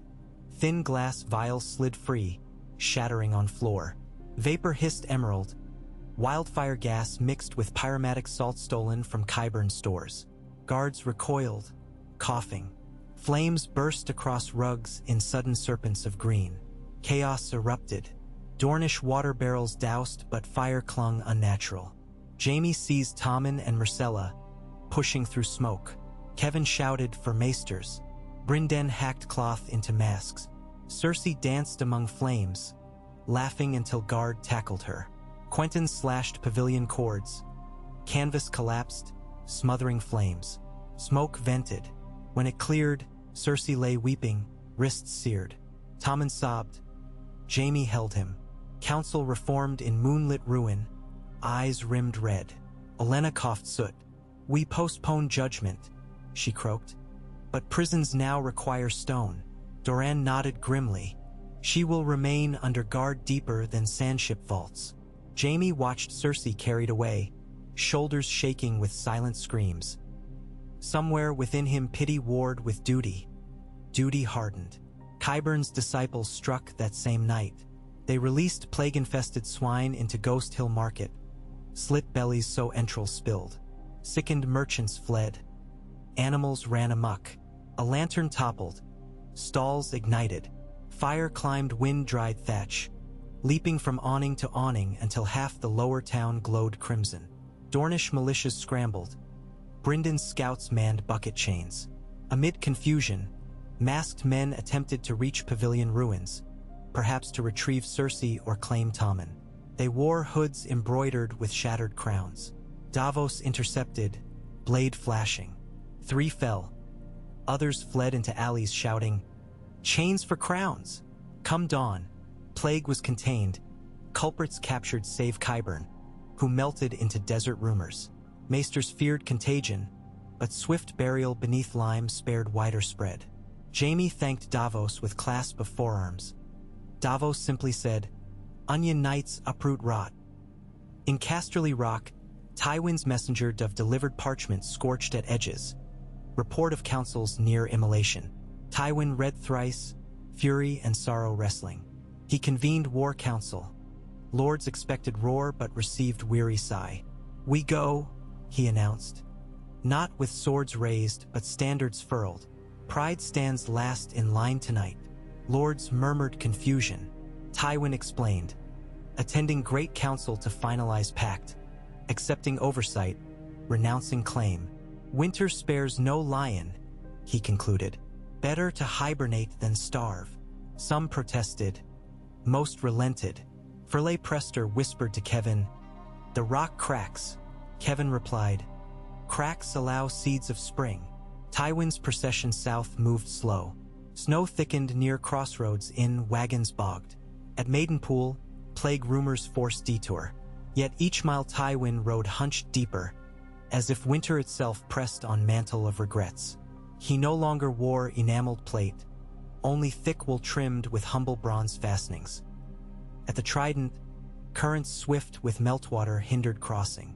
On second night camped at Ford, Tywin's tent lit by lone candle. He penned final letter to Cersei he might never send.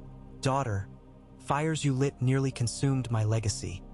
Yet blame lies with father who forged your lantern without showing night's cost. He stopped, ink pooling, quill trembling. He did not finish. Ghost Hill awaited. Snow had melted to sludge outside walls. Knights patrolled with damp cloaks.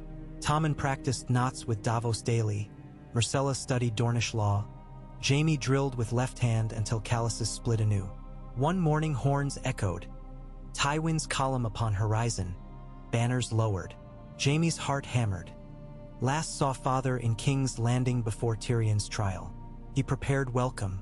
Tywin entered courtyard astride dusty palfrey. He dismounted slowly. Age had stolen grace yet left dignity. Golden hair streaked silver. Eyes still cut. Jaime bowed. Tywin studied son's stump, then met gaze. Kingslayer, he greeted. Father. Doran approached with Brynden, Olenna, Kevin. Tywin inclined head. I come to end our suffering. Council led him to hall where charter parchment lay on oaken table. Wax seals from 20 houses gleamed. Tywin read each clause. Candlelight flickered on features revealing flickers of distaste, resignation, grudging respect. When he reached clause regarding trial for Cersei under combined Sept and Maester Tribunal, hand paused. Jaime braced. Tywin set quill down. Lionesses are fierce, he said. Cage one, she will bite through iron for her cubs. Yet even a lioness must answer to pride. He signed beneath Kevin's name. Ink dried. Jaime exhaled, tension draining. Doran signaled trumpeters. They played somber notes that rose along cliffs. Cheers from townsfolk followed, small, uncertain, but real. Tywin turned to Tommen. The boy stepped forward, offering wooden knight. Grandfather, for you. Tywin's mask cracked. He knelt, knees creaked, accepted toy. A knight stands for honor, he said softly. I forgot that. 3 days of ceremony followed. Oaths ratified, hostages exchanged, supply schedules mapped. The Great Council set date for spring moot at Old Town to elect new monarch, or reconfirm Tommen should realm deem him fit. Night before delegations departed, snow fell again, gentle. Jaime climbed Broken Tower where once he sheltered Tommen. He found Brynden already there, staring at Swirl. A quiet snow, Brynden murmured. Not the stormy kind. Jaime leaned on battlement. We may have traded steel tempests for hungry silence. Silence is chance to plant. Brynden tossed coin with Tyrion's face into eddying flakes. It vanished in white. Ghosts rest easier. Jaime followed coin with gaze, memory aching. I never told him I was proud. Brynden laid hand on his shoulder. He knew. Far north, ravens reached Winterfell ruins where wildlings camped under new Stark banner stitched by Sansa's own hand. Snow there fell thick and did not melt. Tormund Giant's bane roasted goat, grinning at letters seal. Lions roar themselves hoarse, he laughed. While we sharpen spears, Sansa smiled thinly. Spears may one day guard peace rather than pierce it. Asha Greyjoy snorted beside hearth. Axes rust faster in peace. But she toasted anyway. On stepstones, cell sails under hooded dwarf weighed anchor. Their leader opened latest ravens, read about Compact's success. He chuckled, tossed parchment into brazier. Flames danced across his mismatched eyes. Always arrive after peace, he told First Mate. Less competition. What's the cargo then? Wine, grain, he said. And jokes. Westeros needs laughter. First Mate frowned. Name, Captain. The dwarf's grin widened. Call me Yallo. In King's Landing, Imp's Bane masked vigilantes escorted grain wagons into Flea Bottom, under banners of broken crowns mended by golden chains, symbol of healing, not control. Plague waned. Red fever turned pale as though shamefaced. Bells rang thrice daily, not for judgment but for distribution queues. When Tywin's envoys arrived with emergency funds, they found streets cleaner, order self-kept. Gold cloaks accepted rations from men they once hunted. Captain Rettar observed, "The lion learned humility." He wrote to Jaime, "Your brother haunts laughter in alleyways. When people speak his name now, they smile more than they spit." Jaime read letter aboard galley returning to Dragonstone. Sea breeze sweet. He folded parchment, tucked near heart. Spring came late. Crocuses pushed through crusted snow in Reach fields. North remained white. Great council convened at Old Town among scented blossoms and raven choirs. Houses arrived, some grudging, most hopeful. Tywin walked slower but straighter. Cersei traveled under guard. Chains wrapped in roses to disguise but not soften. Qyburn never resurfaced. Rumors placed him far east seeking new patrons. Debate lasted 11 days beneath Hightower shadow. Some preached elective monarchy following Royner model. Others argued Tommen's innocence as reason to maintain line. Tywin surprised realm by supporting regency under Myrcella until Tommen's 13th name day. Then co-rule, balancing Lion and Sun, North and Reach. Olenna conceded. Doran sealed with kiss to Myrcella's brow. The vote passed by whisper margin. Bells tolled across Old Town. Peace bells, not victory. Dockworkers cheered half-hearted, uncertain. But galleys hoisted new flag. Gold sun and lion upon field of white. Jaime watched from tower balcony, sunlight gilding hair. Near him stood Lady Sansa, envoy for North. She asked, "Will it last?" "Peace is a blade," Jaime answered. "Keep it sharp, oil often, never forget it can cut." She nodded.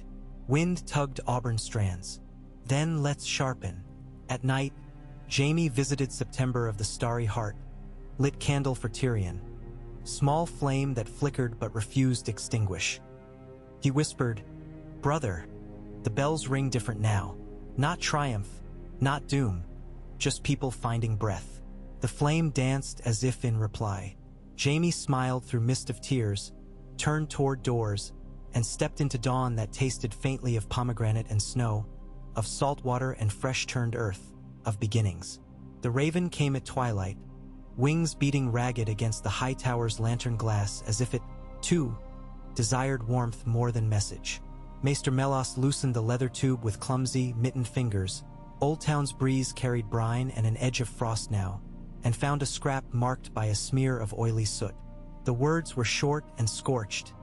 Silence at the stepstones broken. Sails blacker than night on the Jade Sea. Captains swearing to the crow's eye, bearing dragon's breath of duskfire. He read the line again, hearing tinny echoes of Archmaester lectures.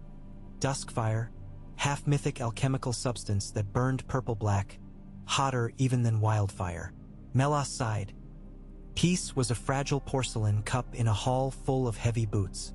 He hurried through torchlit corridors to the council chamber. Tywin sat there with Doran, Olenna, and Kevin. Maps sprawled like fevered dreams across the long oak table, each plank a different worry. Barley yields, plague numbers, garrison rotations. Jaime stood by the window, arms folded, watching lights flicker on barges moored along the Honeywine. Tommen and Myrcella practiced high Valyrian declensions with a septa near the hearth. Their murmured syllables sounded like lullaby for a kingdom attempting sleep. Melos cleared his throat, presented the message. Tywin read once, jaw flexing. "Euron Greyjoy," he said, voice low. "He has chosen his moment well. Peace is weakness to reavers." Olenna sniffed. "So long as he and his purple-black toys stay east of the arbor, let him poke fun at merchants. We have harvests to tend." "He will not stay," Kevin warned. "Plunder feeds appetite for more plunder. Stepstones today, shield isles tomorrow." He flicked eyes at his brother. "And our fleets are trimmed to skeleton crews." Doran rubbed swollen knuckles.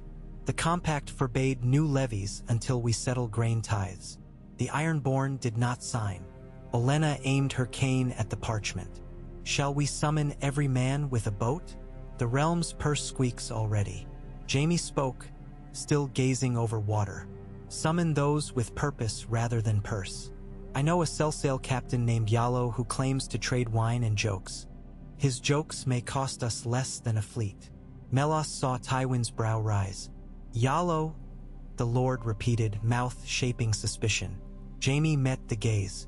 For the first time since Ghost Hill, father and son shared a moment that felt less like parry and more like hesitant handshake. "Send ravens," Jaime said, turning to Melos. "To Volantis, Pentos, even Lys. Ask if a dwarf with mismatched eyes and clever tongue sells cargo bound for Old Town. Offer safe harbor, back pay from the crown's own coffer. If he answers, we gain more than wine." Tywin's eyes narrowed. Years fallen from his shoulders? Perhaps only minutes, but Melos thought he saw fatigue soften into curry. "Osity, find this captain," Tywin told the maester. "And if he is who you suspect, invite him under the tower's light. I will pour him the best arbor gold." Olenna chuckled. "Best? Not the second cask." Tywin did not deign reply, but Melos glimpsed wry spark at candle's edge. Small tinder, but tinder all the same. 2 weeks passed before the raven came from Pentos, scribbled by a port factor who complained that a certain dwarf called himself Huger Hill this moon and auctioned 3 casks of arbor sour. Counterfeit, though customers drank gladly once jokes sweetened aftertaste. The dwarf's ship, Celisori Corin, had sailed west with holds full of grain, spices, and something in heavy tar-sealed pots said to glow faintly at midnight. Tywin ordered beacon fires lit along the coast to guide the vessel. He refused to explain how a dwarf who once stood accused of murdering a king might navigate a realm that had beheaded him, but rumor flowered anyway. The imp returned, head stitched, soul unbowed. Small folk left tallow candles on windowsills. A welcome or ward, none could tell. As the realm waited, winter pressed harder. Snow found Old Town's harbor at last, rare and unsettling, frosting ropes and decking till sailors cursed like Northmen and slipped on ice-crusting planks. Grain barges froze in canals north of Honeywine. Arbor grapes withered. Casterly rocks forges slowed, anvils dull from cold. Yet there was no war, only shivering commerce and the lull of uneasy watchfulness. Jaime spent dawns sparring with Northmen under Ser Bryndon's eye, building strength in his left shoulder until each parry felt less like penance. Evenings he visited Cersei's chamber where 2 Dornish guards stood stone-faced. She sat by a brazier, hair grown shagged, jaw tense from clamped resentment. They spoke little, words felt brittle, but Jaime came anyway, bringing news of Tommen's studies, Myrcella's harp practice, of snow falling on lemon trees. Sometimes she listened, sometimes she laughed and told him to choke on his saintly dupehood. Each visit he left with heart stitched but bleeding anew. Tommen blossomed under Davos's tutelage, not tying groan to reading tide charts, learning to command deckhands to trim sails on practice dories that tacked up and down the Honeywine. Myrcella accompanied, recording sail positions in neat columns, her pen strokes as steady as ship's mast. When Davos joked that the Lion and the Sun might one day run a merchant fleet, Tywin, standing unseen atop the quay stairs, allowed himself the palest of smiles. February of that hard winter saw the Great Council reconvene for supply arbitration. Lords of the North arrived late, sledges drawn by shaggy horses, bearing salted elk and barrels of ice beer.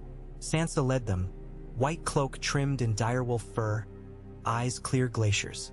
Across the chamber she met Jaime's gaze. They shared silent acknowledgement of responsibilities too heavy for youth and knighthood alike.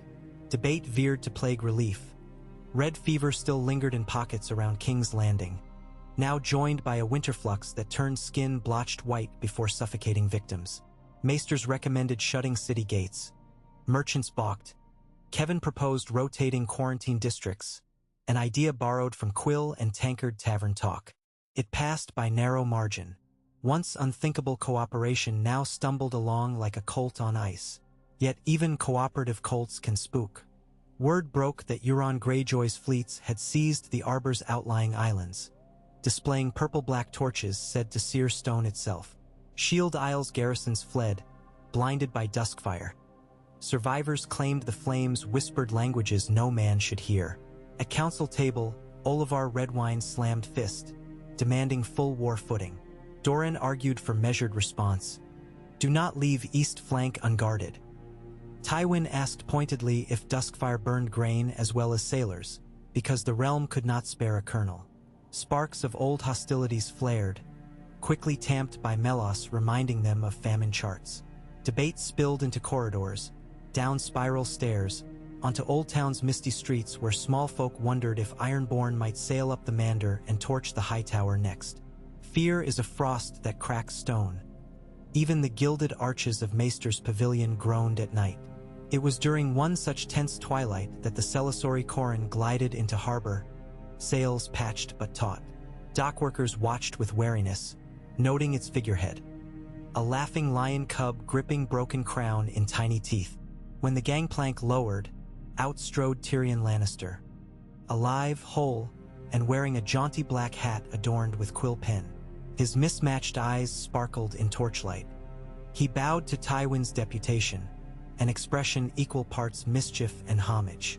Father sends no carriage, he quipped. Ah well, legs still work, just shorter than average. Guards shifted uncomfortably. They had orders to escort, not arrest. Word of the compact's amnesty for certain exiles had spread, but none believed it would resurrect the dead. Tyrion presented 3 tar-sealed pots. Duskfire diluted, he said, a gift from our mutual enemy Euron. Acquired at steep discount, he prefers salt and smoke to coin. He explained that a chemist in Karth reversed volatility, rendering substance inert until heated past boiling oil's roar. Imagine catapults flinging harmless jars, then enemy lights a beacon, thinking victory bonfires. Suddenly his own signal cooks him inside armor. Even Tywin's mask cracked at that. Council convened in secret crypt of whispering lanterns. Jaime saw Tyrion first time since Baelor's September execution, yet he looked older only by wisdom, not sorrow. When Jaime extended left hand, Tyrion flinched then laughed, shaking gold fingers. Fitting, he murmured. We're both gilded now. Tywin entered last, cloak brushing stone. The chamber froze. Father and son locked eyes. No apology could cross that distance. Too much blood flooded the gulf. But Tywin inclined head. You live, he said. As do you, Tyrion replied. Despite rumor, we're both ghosts.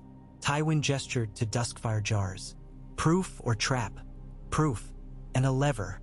With it we trade threat for peace. Euron prefers spectacle.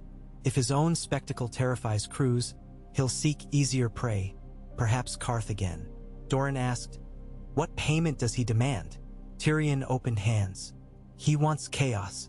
Deny him that, he starves. Council weighed risk. Olenna eyed Tyrion. My memory says you once blew half of King's Landing to stop Stannis. Are you now peddling worse? Tyrion bowed. Just because a dagger can slice bread does not mean we abandon knives. Discussion rolled into dawn. When bells rang sext, Compact Lords agreed to commission limited duskfire stores under Maester's supervision, using Tyrion's formula diluted with lemon oil, volatile enough to dazzle, not to raise. In exchange, Tyrion received conditional pardon and seat as Master of Grain, leveraging Karth Volantis trade contacts. Some protested. Majority saw necessity. The man knew ships, ports, and famine. Tywin signed parchment. His quill scratched louder than gull cries. When he finished, he said, "We begin anew." Tyrion tappetsi al tree. "We begin," he echoed, omission of adverb unmissed by few. Winter's heart pulsed on every hearth. Snow buried the King's Road shoulder high in places. Ravens sometimes fell from sky, wings iced.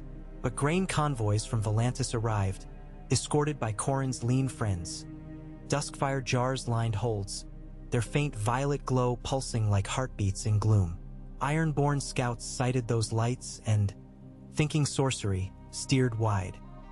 Euron boasted he feared no witchfire, yet his crew now muttered of lanterns that swallow souls. Raids slackened, shield aisles endured. Meanwhile, plague receded. Quarantines and warm broth helped. So did the morale of seeing lords share same oatcakes as cobblers. At Flea Bottom, Imp's Bane painted murals of chains melting into olive branches. Children traced lines with frost-nipped fingers, learning symbol before letters. Bells told each dusk not for death but for bread lines. Tyrion insisted bakers add cloves to crust. The spice disguised rye's bitterness, made hunger easier to survive. Cersei languished in Dornish keep overlooking orange groves now rhymed with ice. She received daily reports of the world healing without her. Some evenings she sat by open window, letting cold sting cheeks. Other nights she paced, plotting improbable escapes. One dawn, Myrcella visited with harp, played a lullaby their mother once hummed. Cersei listened, eyes closed, tears unshed. When song ended, she touched daughter's hand. "Rule with steel hidden beneath silk," she whispered. Myrcella kissed her brow, left. Maesters debated fitness for trial. Melos argued insanity tempered by sorrow. The tribunal delayed. Better to let frost soften rage. Jaime visited still, now bringing Tyrion's letters. Witty musings on Horn Hill goat cheese quality, or diagrams for new grain mills powered by tide wheels. Cersei read them silently, then burned them. Ashes filled brass dish. Yet each visit Jaime sensed her fury cooling, grief thawing. Spring's first crocus emerged outside Old Town under a sky still pewter, but its yellow petals shone like dawn's promise. Melos clipped it, pressed between vellum sheets, and brought to council a symbol.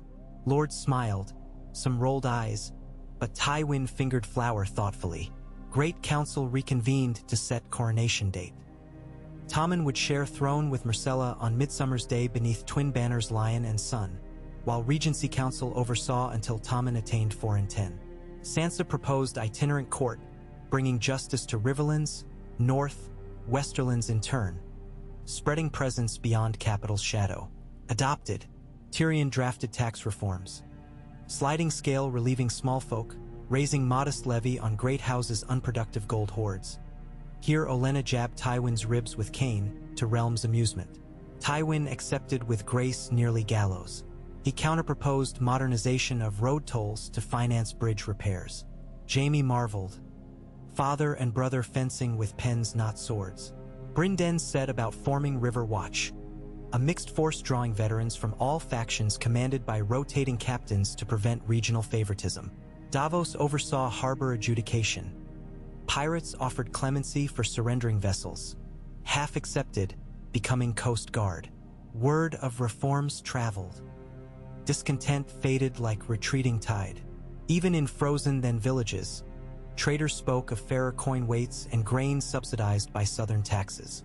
King's Road caravans resumed, albeit laden with straw to fill ruts. Still, wagons rolled. Qyburn resurfaced at last, captured near Case, attempting to sell bottled plague to desperate sell sales. Under tribunal, he confessed to unleashing red fever, animating Gregor, plotting to destabilize realm. He cited pursuit of knowledge. Melos answered with citation of decency. Tribunal sentenced him to the wall, to study death's frontier rather than impose it. Surprisingly, Qyburn accepted, intrigued by tales of ice spears and white shadows. An escort of black brothers took him north, muttering prayers. Midsummer dawned mild. On the steps of the rebuilt September of Baelor, larger foundation, fewer gaudy statues, the twins were crowned. Myrcella's crown of interwoven sun rays and lion manes glittered. Tommen's lighter circlet matched but bore tiny anchor in nod to Davos, master of ships. No wildfire overshadowed ceremony. Bells rang pure. Doves flew from baskets, unscorched. Tyrion stood behind, short but unbowed, reading proclamation with voice steady despite echo of past execution. In crowd, Impsbane masked figures removed half-masks, revealing faces. Bakers, smiths, washerwomen. They cheered. Gold cloaks backed them shoulder to shoulder. A feast. Tywin raised goblet to Tyrion. To iron tempered, Tyrion replied. To gold that learns to bend. They drank. Jaime watched. Memory of once severed head replaced by image of quill-scribbling brother alive. Cersei attended too, released under guard, wearing pale gown, no jewels. She observed children dance, expression unreadable. When Tommen offered dance, she obliged, step stiff. Jaime approached after. The realm heals, he said. So can we. She touched her scarred shoulder. Wounds never vanish, she answered. But perhaps they scab. She walked to balcony, staring at river of lanterns along streets. Beyond horizon, winter still prowled. Direwolves roamed shivering seashores, and north of the wall, blue-eyed corpses marched again. Small groups testing new strength kingdom. Rangers sent ravens. Castle Black requested more maesters, builders, scribes. Stannis considered leading expedition funded by compact. Even Tywin endorsed. Peace not end but lull before deeper night. In council one eve, Sansa unfolded parchments sagged with wax. Sketches by Bran, now green seer far north, predicting cracks in ice deeper than castles, hinting of dragon shadows over Frostfangs. Melos translated as omen. Tyrion suggested joint research between maesters, children of the forest, red priests. An alliance of knowledge, Jaime mused. Doran smiled. Knowledge forged our pact. And so committees formed. Tidewill engineers traveled to White Harbor, Duskfire alchemists to Seaguard, grain officers to Dorne. Roads thrummed with carts as heavy as war trains but bearing seed and parchment instead of spears. At times rumors of fresh conflict flickered. Ironborn raiding far islands, rogue Freys kidnapping millers. Yet River Watch and Coast Guard quelled fires quickly. Bells sounded often but seldom for death now. On autumn's cusp, as harvest wagons rolled from Golden Reach fields, Jaime and Tyrion rode together along King's Road, southbound to inspect bridgeworks. Nights they camped, sharing rabbit stew. Beside crackling fire one evening, Tyrion produced tiny tin coins stamped with his face. I keep one, he said. Reminder that ideas live longer than heads. He tossed it to Jaime. The Kingslayer turned coin in firelight. One side smiled, other bore crown cracked. He closed fist. Ideas need guardians. True, Tyrion said, but guardians sometimes need forgiving. He sipped wine. You forgave father? Jaime stared at embers. I accepted him. He glanced at brother. Can you? Tyrion sipped again, eyes reflecting flame. Ask me when the snows melt and the harvests hold. A full belly yields softer heart. Owls hooted in trees. Distant wolves replied. Yet no horns of war blew, no wrathful thunder of dragons' wings. Only night sounds of a realm not quite healed but healing. Jaime lay on bedroll, gazed at stars, thought of Tyrion's ghost now walking roads alive, not haunting. He drifted to sleep with lullaby of leaves rattling in late summer wind. By next solstice, common folk would tell tales. Of the year lions learned humility, of the broken crown mended by children's hands, of wildfire green and duskfire violet, of the dwarf who bartered jokes for grain, of the Kingslayer who guarded peace with left-hand steel. Bards would weave verses, some crude, others exquisite, but all would end with bells. Not tolling doom, not clanging victory, but pealing steady as heartbeat in a land that remembered ghosts yet chose to live. And somewhere beyond farthest beacon, where cold and dark still plodded, those bells carried faint on wind. Promise that when next storm rose, Westeros would face it not shackled by crowns of pride, but bound by chains reforged into bridges strong enough for even ghosts to cross. The first snow of the new year melted faster than any maester expected. leaving the King's Road awash in slush and dirty puddles that reflected a sky the color of beaten steel. From Old Town to Last Hearth, crows called dawn through their hoarse caws, heralding a realm that felt caught between breaths. One half resting, the other half bracing. Jaime Lannister sensed that tension everywhere. In the three-beat rhythm of pack horses dragging supply sleds, in the cautious steps of small folk who stared at passing banners as if waiting to see which way the silk would flap. The compact had lasted through winter, but like a spring seed before germination it remained unproven, vulnerable to frost or careless foot. Riding north with the first inspection caravan, Jaime saw changes scarcely imagined a year before. River Watch patrols, striped with fabrics from every region, escorted grain wagons without demanding bribes. On the once ravaged Gold Road, a potter from Deep Den traveled alongside a baker from Fairmarket, laughing over whose hometown brewed stronger ale. Village elders offered warm onion broth to knights in lion and sun colors and thanked Davos Seaworth by name without ever having met him. Yet each campfire conversation ended with someone glancing south, murmuring of iron-born duskfire or north to rumors of walking corpses beyond the Frostfangs. At Maidenpool, Jaime paused to inspect new quarantine lodges, low timber halls raised outside city walls where healers plied willow bark, minted poultices, and prayer. The red fever was all but gone, winterflux dwindling to faint coughs, but Tywin's insistence on vigilance lingered. Inside one lodge, Jaime met a boy missing half an ear, lost to plague, not blade, who asked whether swords were lighter now that war had sheathed. Jaime smiled, telling how peace weighed heavier than steel, but it kept hearts lighter. Word reached him by Raven the next evening. Tywin's convoy from Old Town had turned east toward Highgarden for talks on expanding tidewheel mills. Tyrion led a side mission to Myr, seeking metal gears and trained smiths. Tommen practiced ship commands aboard the Lady Lyanna under Davos's stern eye. Myrcella, ever scholar, visited Citadel libraries cataloging Dornish remedies for frostbite. Peace had turned lions into merchants and princes into sailors. Jaime found pride in that, yet pride prickled with fear. Stability bred complacency, and on the edge of the map waited foes who loved nothing more than complacent kingdoms. A fortnight later, Jaime reached Harrenhal, now half restored under Blackfish stewardship. Brynden Tully greeted him on ramparts where new banner flew, a silver trout twined with River Watch sigil of crossed spears. Below, teams of builders anchored fresh buttresses into scorched stone, filling cracks with mortar the color of ash. The castle hummed like forge venting heat into frigid air. "The North calls council," Brynden said, leading Jaime along parapet.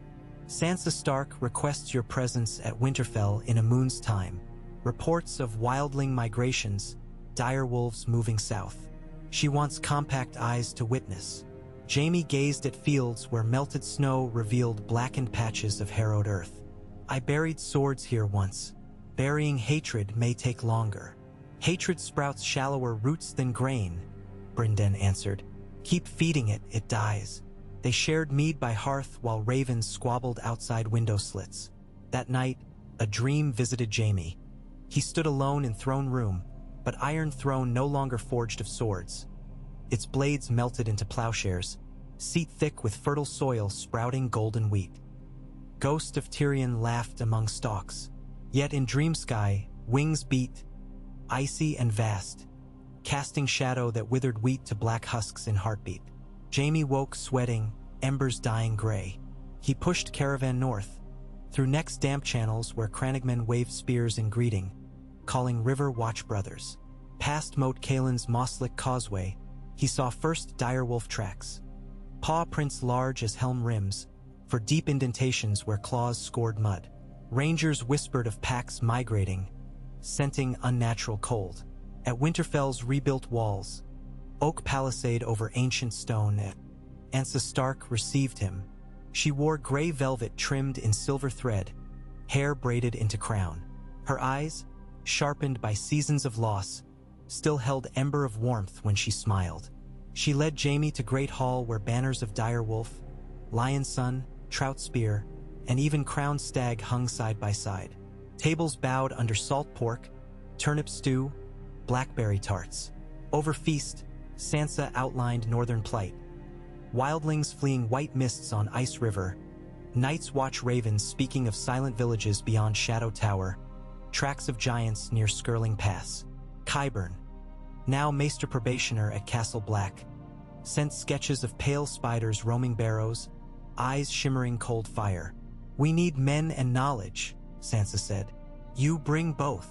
Jaime listened, feeling weight of sword at hip heavier. He remembered red field outside Maidenpool, brother's laughter, father's quill, and he realized peace was not merely absence of war, it was shield against older nightmares. If it fractured now, ghosts would pour through cracks. They convened council in Bran's solar, Bran himself absent still beyond wall seeking visions, but ravens perched overhead like black scrolls waiting ink. Davos arrived by horse sledge 2 days later, face wind-whipped. With him came Qyburn escorted by 4 black-cloaked brothers. The disgraced maester looked gaunter, eyes glittering with morbid fascination. He presented thin leather tome, observations of others' residue, flakes of ice that burned frostbite patches on flesh. Tyrion joined via lens and mirror device, Archmaester Vaelin's invention linking Old Town's lantern to Micah Payne at Winterfell. His small image flickered blue, voice tinny. He reported Tidewheel mills producing surplus grain, Duskfire stockpiles stable, Euron Greyjoy quiet since losing 2 longships to unknown purple flash near Stepstones. Yet Qyburn warned Duskfire's base reagents resembled ice spider venom. Tyrion frowned on screen. Meaning what? Qyburn said combination could either banish whites or strengthen them if misapplied. Jaime growled. Davos suggested locking Duskfire far south. Sansa rose. Debate later. For now, we reinforce wall. Letters drafted. Tywin to send stonecutters, Tyrells to ship larders, Dorne to supply fire scorpions. Even Ironborn offered. Asha Greyjoy pledged 200 oars for coastal patrol, begrudging but genuine. Winterfell bustled like beehive. Jaime trained with northern captains, sparring on snow-dusted yard. Each clang echoed memory of old wars, yet laughter soon followed as southerners slid on ice. One noon, Jaime joined Maester Samwell, formerly of Night's Watch, examining dragonglass mines beneath Skagos charts. Sam proposed melting shards into arrowheads tipped with duskfire resin, dual bite of flame and cold bane. Jaime marveled at how knowledge, once tool of secret alchemists, now served common defense. Steadily, ravens soared out, black nets flung across sky, pulling realm tight around wall. By first full moon of spring, columns marched north. Riverwatch infantry under Blackfish, Reach crossbowmen clad in rose-patterned brigandines, Dornish spearwives riding sandsteeds, even Lannister volunteers led by Adam on heeled leg. Jaime rode at vanguard beneath banner bearing reforged crown embraced by chains turned to olive branches. Snow swirled soft as ash as they passed Wintertown, small folk kneeling, presenting bread and salt. No one shouted traitor or kinslayer. The world had changed. At Castle Black, Lord Commander Lyra Moore, elected after Jon Snow's rumored death and resurrection long ago, welcomed forces, though walls groaned under weight of humanity. Qyburn's mobile labs set in old granary. Samwell directed forging of dragonglass arrowheads by smiths from both Night's Watch and Lannister mines. Tyrion arrived in person days later, bundled in furs, complaining of nose freeze. He handed barrels of diluted duskfire to pyromancer Haleen, now gray but steady. They planned, construct beacon towers along Frostfangs, send scouting parties across haunted forest, ready evacuation tunnels for wildling refugees.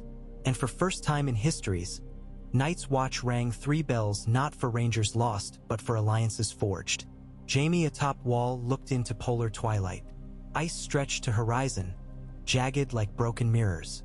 He remembered dream, wheat field withering under wings. Now wings might come. Yet below, men and women from every corner sharpened arrows, carved trenches, prayed in different tongues. One dawn, swirling blue lights appeared beyond haunted forest, auroras dancing unnatural cadence. Rangers spotted pale elk herd stampeding south. Ravens brought Bran's message. They stir. No more, but enough. War horns sounded. Compacted armies braced along ice trenches lit by duskfire lamps casting violet halos on snow. Silence fell, vast, then shattered by deep rumble. Like mountains grinding, figures emerged. White shadows with eyes of moonlit sapphire, ranks of whites clad in rusted mail. Above them, shapes winged, ice dragons, smaller than legends but terrible, ribbed wings glimmering frost. Jaime's pulse hammered. He raised sword, Valyrian steel loaned by Lady Mormont, for Oathkeeper lay south guarding Tommen. Snow whipped around him. In first charge, Dornish spears met white talons. Duskfire arrows streaked purple, igniting undead flesh in silent flame. The air reeked of burning ice. Blackfish led River Watch to flank, dragonglass pikes puncturing ribs. Olenna's crossbowmen cut down ice spiders scuttling between legs.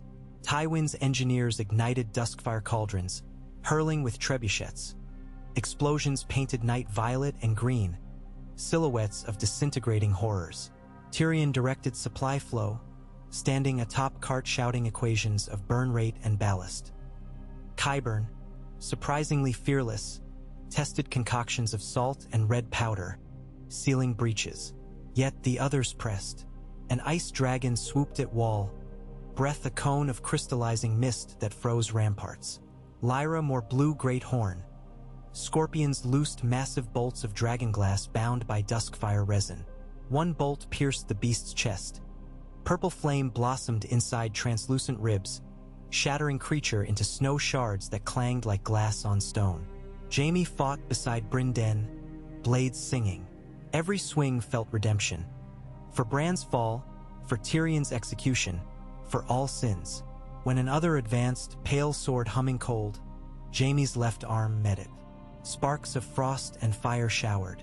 He pivoted, drove sword through enemy's chest. It burst into icy wind. Hours blurred. Dawn's red-gold rays found battlefield shimmering with hoarfrost glittering on broken armor and shattered bones. Rangers pursued stragglers north. Horns signaled cease. The wall still stood, though cracks spidered. But hearts at its foot beat strong. In aftermath, tally. Losses heavy but unity unbroken. Wildlings guided by Tormund joined settlement near Queen's Crown aided by Tyrell healers. Dragonglass trenches froze white bodies, later burned. The others retreated beyond Frostfangs, for now. Scouts whispered they slumber again. A council convened in Shadow Tower's hall with roof of rime. Sansa and Tywin arrived by Raven-drawn sleigh to witness. In Torchlight, they declared compact extended to watch. Realm would sustain garrisons, send scholars and environmental wardens, transform Wall into living observatory rather than tomb. Jaime, exhausted yet alive, stood with Tyrion watching streaks of aurora fading. "You think ghosts rest now?" he asked. Tyrion rubbed frostbitten nose. "Ghosts never rest. They just choose quieter taverns." He clapped Jaime's shoulder. But living earned another round. Later, letters flew across world describing miracle of Violet Dawn. How armies of foes became family. How Duskfire saved Night's Watch. In Far Essos, merchants named new wine after event. In Bravos, Iron Bank lowered interest on Westerosi debts. Euron Greyjoy, hearing of United Realm, steered further east seeking softer prey. Cersei, informed in Sunspear, stared long at window where orange trees blossomed again. She wrote letter to Myrcella. "Rule softly, but keep steel for storms." She sealed with wax molded into tiny lion cub curled around sun. Tommen and Myrcella, traveling with itinerant court through Reach villages, planted wheat seeds gifted from Old Town alchemists, breed resistant to cold.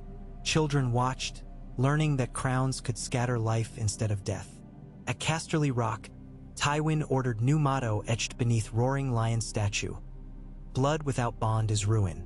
Goldsmiths grumbled length, but carved all the same. And on Wall's highest tower, Jaime stood at dusk, left hand glinting, sword at side. Wind whispered across ice like distant bells. He thought of father's ledger, brother's coin, sister's song, ghost-filled fields. He breathed cold that tasted like fresh start. 5,000 words. Tyrion had teased when drafting new chapter of Realm's ledger. A story ends, another begins. Jaime smiled at memory, watching sky fade indigo. Snow drifted soft. Somewhere deep, ice cracked but did not break. Banners rustled.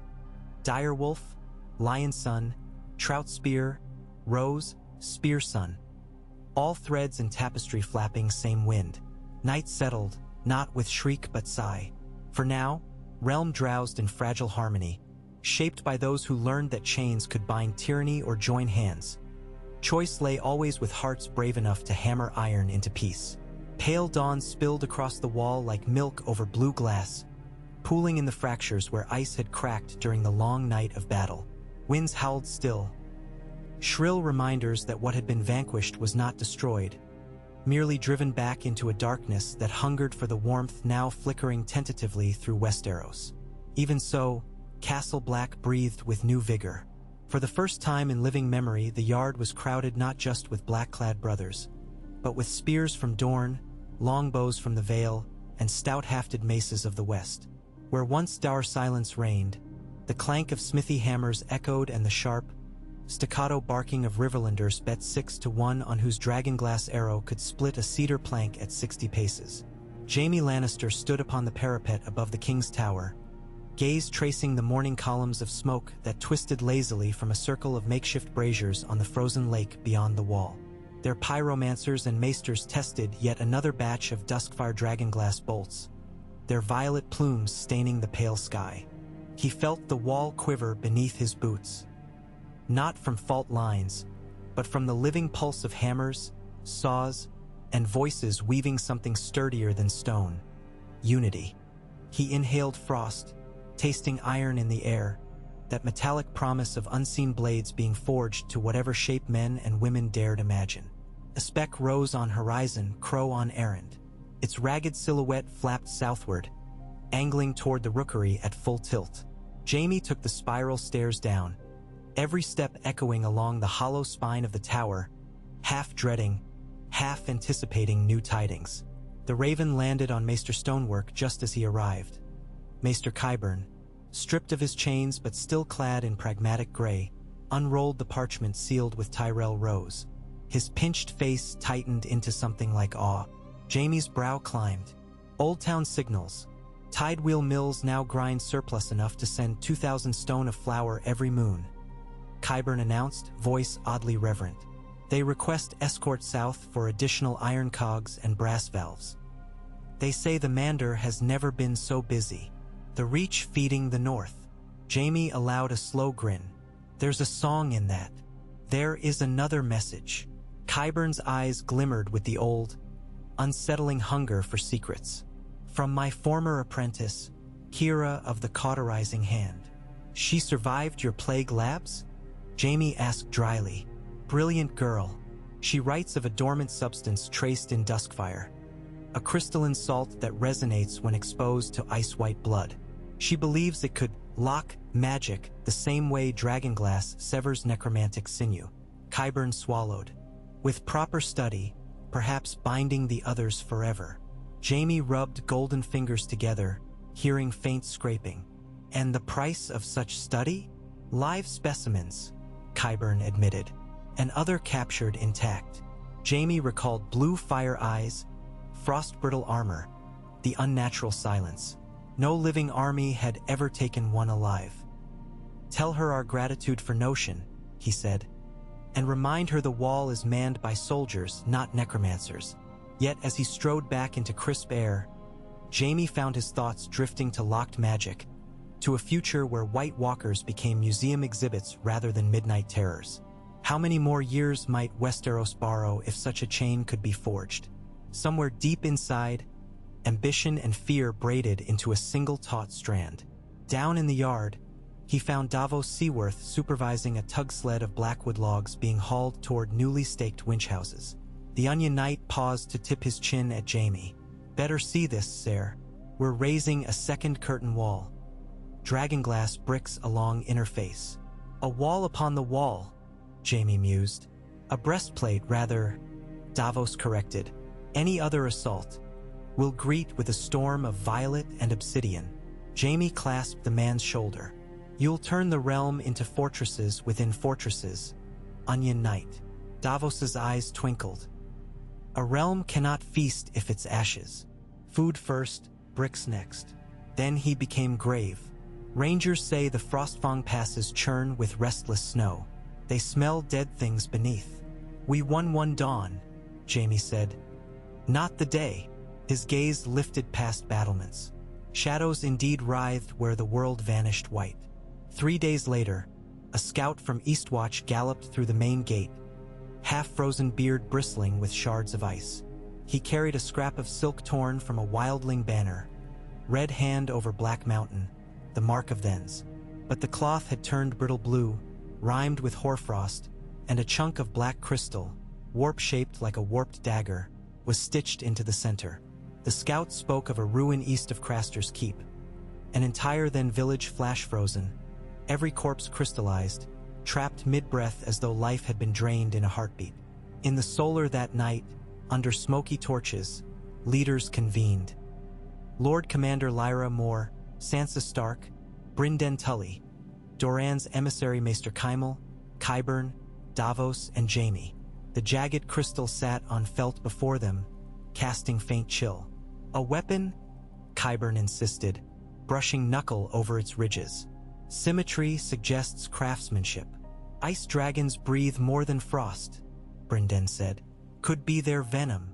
Sansa's voice cut. Could be message. They froze their own thralls? Davos asked. Or survivors arranged bodies after, Sansa replied. To show what waits if we slacken. Jaime looked to Qyburn. Can duskfire melt it? Test tomorrow.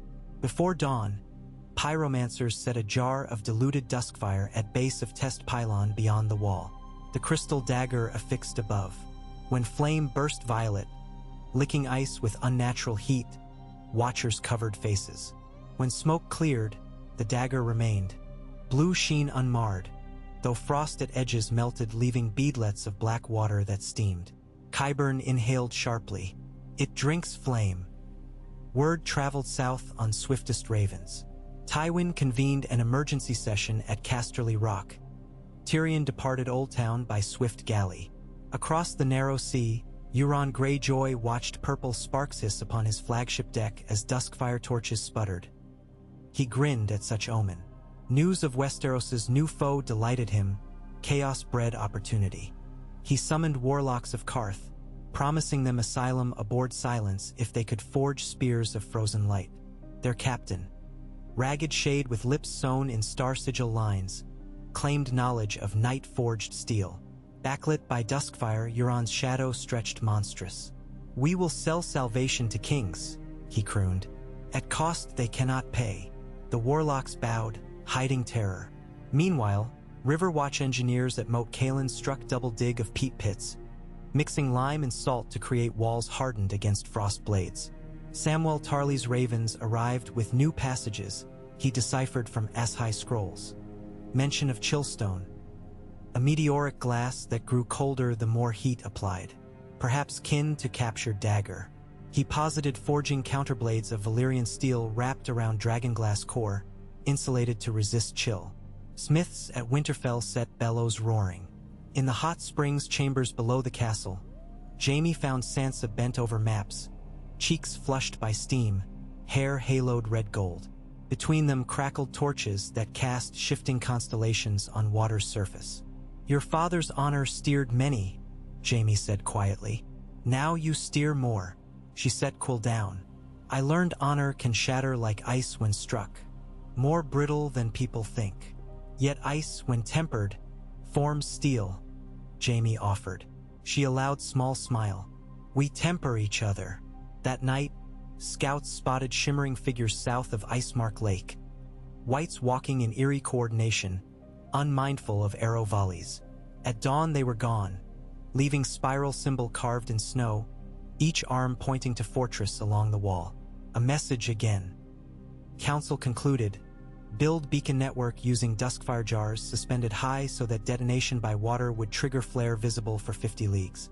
Tyrion, newly arrived with chattering teeth and endless jokes about icicle festivals, drafted logistic chart so precise even Tywin later commented, impractical brilliance, but sound. Qyburn argued for capturing a white-to-study reaction between chillstone and dragonglass. Reluctant but driven by looming unknown, they selected Infiltration Team, Mira Reed for Crannog Stealth, Ser Adam Lannister for Western Honor, 2 wildling trackers, and Jaime himself, a volunteer despite counsel to remain at command. A Kingslayer owes penance, he said. They crossed night-shrouded forest, guided by half-moon and wolves' distant howls. Frikzing fog myfeld fortfors. Near Old Nightfort's breach, they found small cadre of dead warriors guarding an icy mound where blue pulses glowed faint. Using nets woven of dragonglass filament and chain, they isolated Lone White, former ranger still wearing black cloak, face spliced by frost fissures. When nets tightened, White shrieked a hollow note that vibrated bones. Adam severed arms. Mira slammed obsidian plug through mouth, stifling screech. They bound creature to sled and raced south while echoes of hornless howl trailed like vengeful wind. At Castle Black, Qyburn's lab became theater of morbid curiosity. He exposed dagger to White's ichor. Chillstone shimmered, drew energy, began sprouting spikes of gray-blue frost. Qyburn exclaimed, "Crystalline matrix replicates." He injected Duskfire droplet. Frost retreated, dagger turned dull. Duskfire interrupts growth. They repeated. Results held. Jaime exchanged look with Davos, hope if small. Yet prisoner presented further peril. White's cold aura spread, coating iron shackles. At midnight, clang resounded. Chains cracked. Creature slammed itself against stone, nearly breaking free before Samwell's dragonglass spear pinned spine to wall. Qyburn reluctantly agreed. Specimen too volatile. They executed White. Flames of Duskfire and white-hot dragonglass consumed it, leaving pit of blackened ice that hissed for hours. Still, data gleaned. Maester's drafted formula. Saturate dragonglass bolts with Duskfire resin to halt chillstone propagation. Tyrion proposed adding bronze collars to arrows for stability. Northmen worked day and night forging new twilight bolt. Weeks rolled, tension strung taut. On equinox evening, Bran Stark returned from beyond, borne upon litter of weirwood boughs, eyes milky, lips blue-tinted. He spoke seldom, but when allowed before council he murmured cryptic truths. Umbra sun sets twice. Third dawn decides flame or frost. None understood, but Bran insisted beacon network be quadruple, spanning even abandoned watchforts. Projects accelerated. Tywin funneled rock gold to pay Sellsword masons. Olenna diverted arbor shipwrights. Children of forest emissaries arrived, elderly leaf-cloaked figures offering weirwood sap that, when mixed with Duskfire residue, formed resin resisting chillstone's absorption.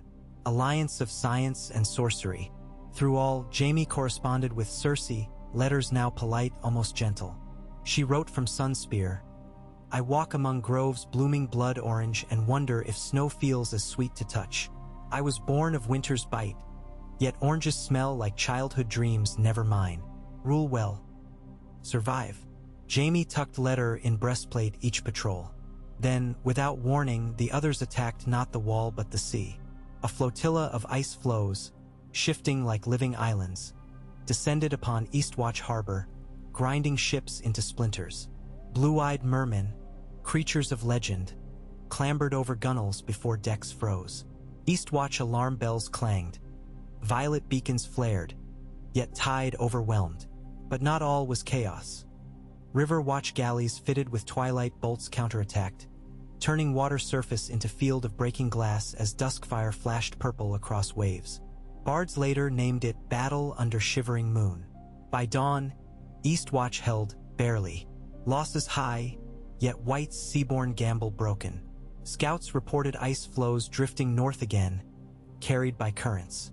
Jaime stood on parapet of shattered seawall, left hand gripping pommel, watching fragments disappear. "They probe," he whispered. Tyrion, coat feathered in frost, replied, "Then let's probe back." He unveiled plan. Mobile harpoon carts on skids, launching twilight bolts. fleets of small carracks patrolling hardwater channels. Davos accepted command. In south, Euron Greyjoy seized rumor of merman attack and boasted gods favored him. He sailed silence toward Blackwater mouth, duskfire torches ablaze.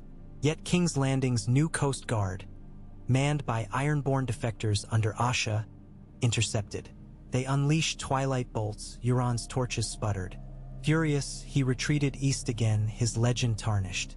Months blurred into pattern. Labor, watch, skirmish, repair. Under Brann's guidance, new runic wards carved into wall, glowing faint red at night. Children of Forest claimed they strengthened old magic. Qyburn, surprisingly respectful, recorded glyphs. Jaime patrolled top, hearing hum within ice. One sunless morning, the hum silenced. Crack louder than any thunder split the silence. A section of wall east of Storhold's Point collapsed. Ice avalanche thundered into forest.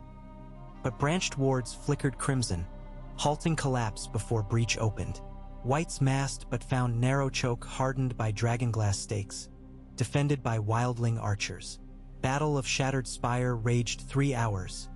Others withdrew. Council concluded, wall cannot serve as sole bulwark. They must carry fight north, root darkness at source. But not with armies, it would bog and freeze. A spear-tip strike. Bran guiding, Mira, Arya Stark, returned from Bravos on Raven Wings. Jon Connington's bastard Griffin, and Jaime. Mission: seek legendary Heart of Winter, a lake of frozen black glass said to pulse with Night King's essence. Tywin balked upon hearing. Jaime insisted family owed realm. Tommen and Myrcella penned joint decree honoring quest. Even Cersei's reply abrupt: slay our nightmares. Come home alive. Jaime smiled at ink-scratch softness. The strike party departed at waning moon, sled dogs panting frost. Bran sat in birch-woven sledge, eyes cloud blue, warging ravens ahead. Arya moved like shadow, face flitting between visages learned from faceless men. Jaime carried Oathkeeper again, Lady Brienne having delivered it north after realm steadied. Its red steel glowed in pale light, promising vow fulfilled. They traversed white deserts where wind howled stories older than first men, where dead forests stood like petrified crowds. At Icewind Gorge they fought giant white polar bear, twilight bolts bursting it into snowstorm. At Mirror Lake they circled crystalline water reflecting sky so true one feared falling up. At last they reached the Vale Bran named in dream. Hollow crater rhymed with frozen obsidian shards pointing inward to obsidian obelisk, heart pulsing blue. The air vibrated mournful song. Hair on arms rose. Others emerged from rims. 12 tall, pale, each wearing armor of translucent plates. Night King absent, yet his lieutenants strode. Jaime, Arya, Griffin formed circle around Bran. Mira readied nets. Battle erupted silent except clang of Valyrian steel singing. Oathkeeper clashed pale blade, emitting crimson sparks. Jaime felt numbness creep but fought. Arya danced between spectral thrusts, needle dipped in duskfire resin striking joints. They felled too, but numbers pressed. Bran, within trance, murmured words older than names. Obsidian obelisk cracked. Beam of red-white light spiraled into sky. The others paused, swords lowering as if hearing distant horn. Ice on crater walls liquefied, flooding like silver blood. Bran's eyes glowed emerald. He whispered, "Return to quiet." The remaining others shattered into shards, scattering like mirror dust. The hard obelisk melted, pooling obsidian that smoked purple. Wind ceased. Hush profound. Jaime dropped to knees, exhausted. Bran's eyes cleared, tears freezing on cheeks. "We cut the chain," he said, "but winter is cycle. We merely turned the wheel another age." They returned south as equinox sun regained strength.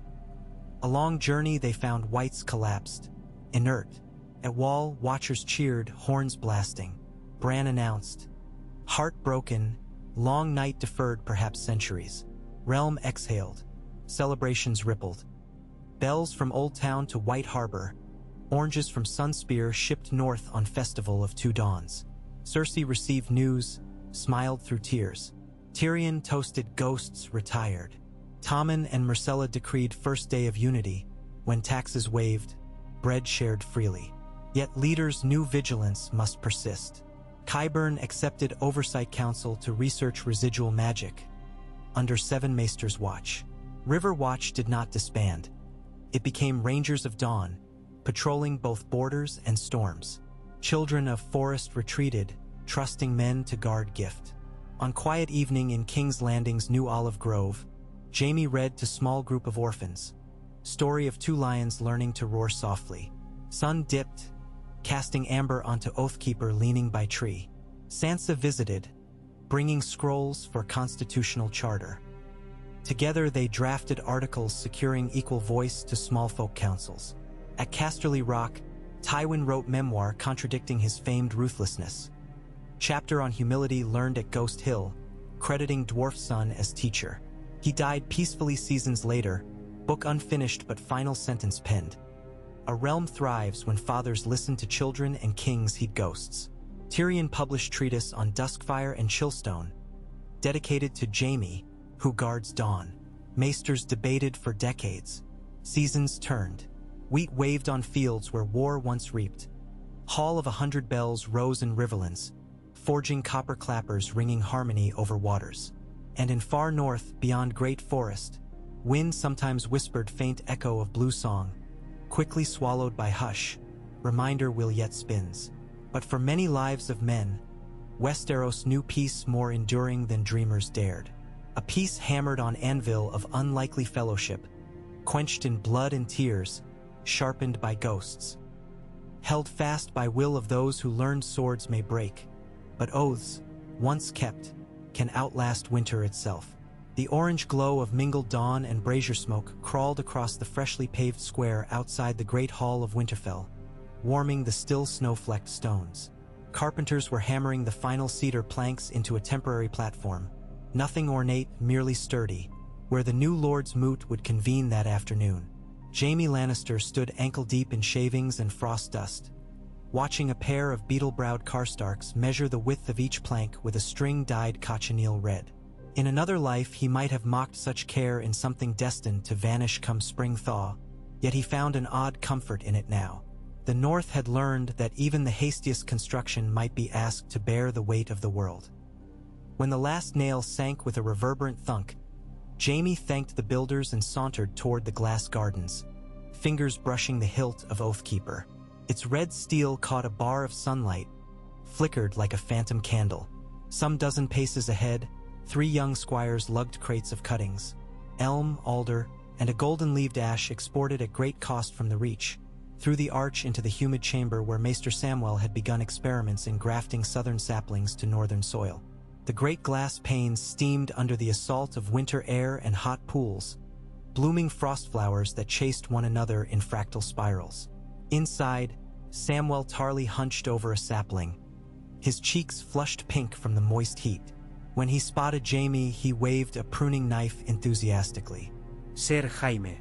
The taproots took, the alder at least. The ash might not flourish until thaw, but the maesters back home said it could never happen at all, so that's something. His proud smile melted into worry. Did you hear from Old Town about the silver moss spores? Tyrion wrote, Jaime replied, tugging free a glove so the sapling's downy buds brushed bare skin. Said the spores arrived at the high tower still dormant. He's dispatching a Tyrell herbalist to deliver them next moon. Sam exhaled relief. If we manage irrigation under the walls, these southern trees will anchor soil, break up ice sheets. Less flooding come melt. Jaime nodded. Planting roots you may never see grow. That's knighthood of a different sort. The maester's grin broadened. I like that. The Lord's Moot assembled with minimal pageantry. A triangular banner of dire wolf, lion sun, and river watch trout flapped overhead, its edges rimmed by frost glaze. Seats were simple benches. No dais separated great lord from small. Sansa Stark presided from a stout oak chair built to her height, Bran's old wheeled seat placed beside though empty.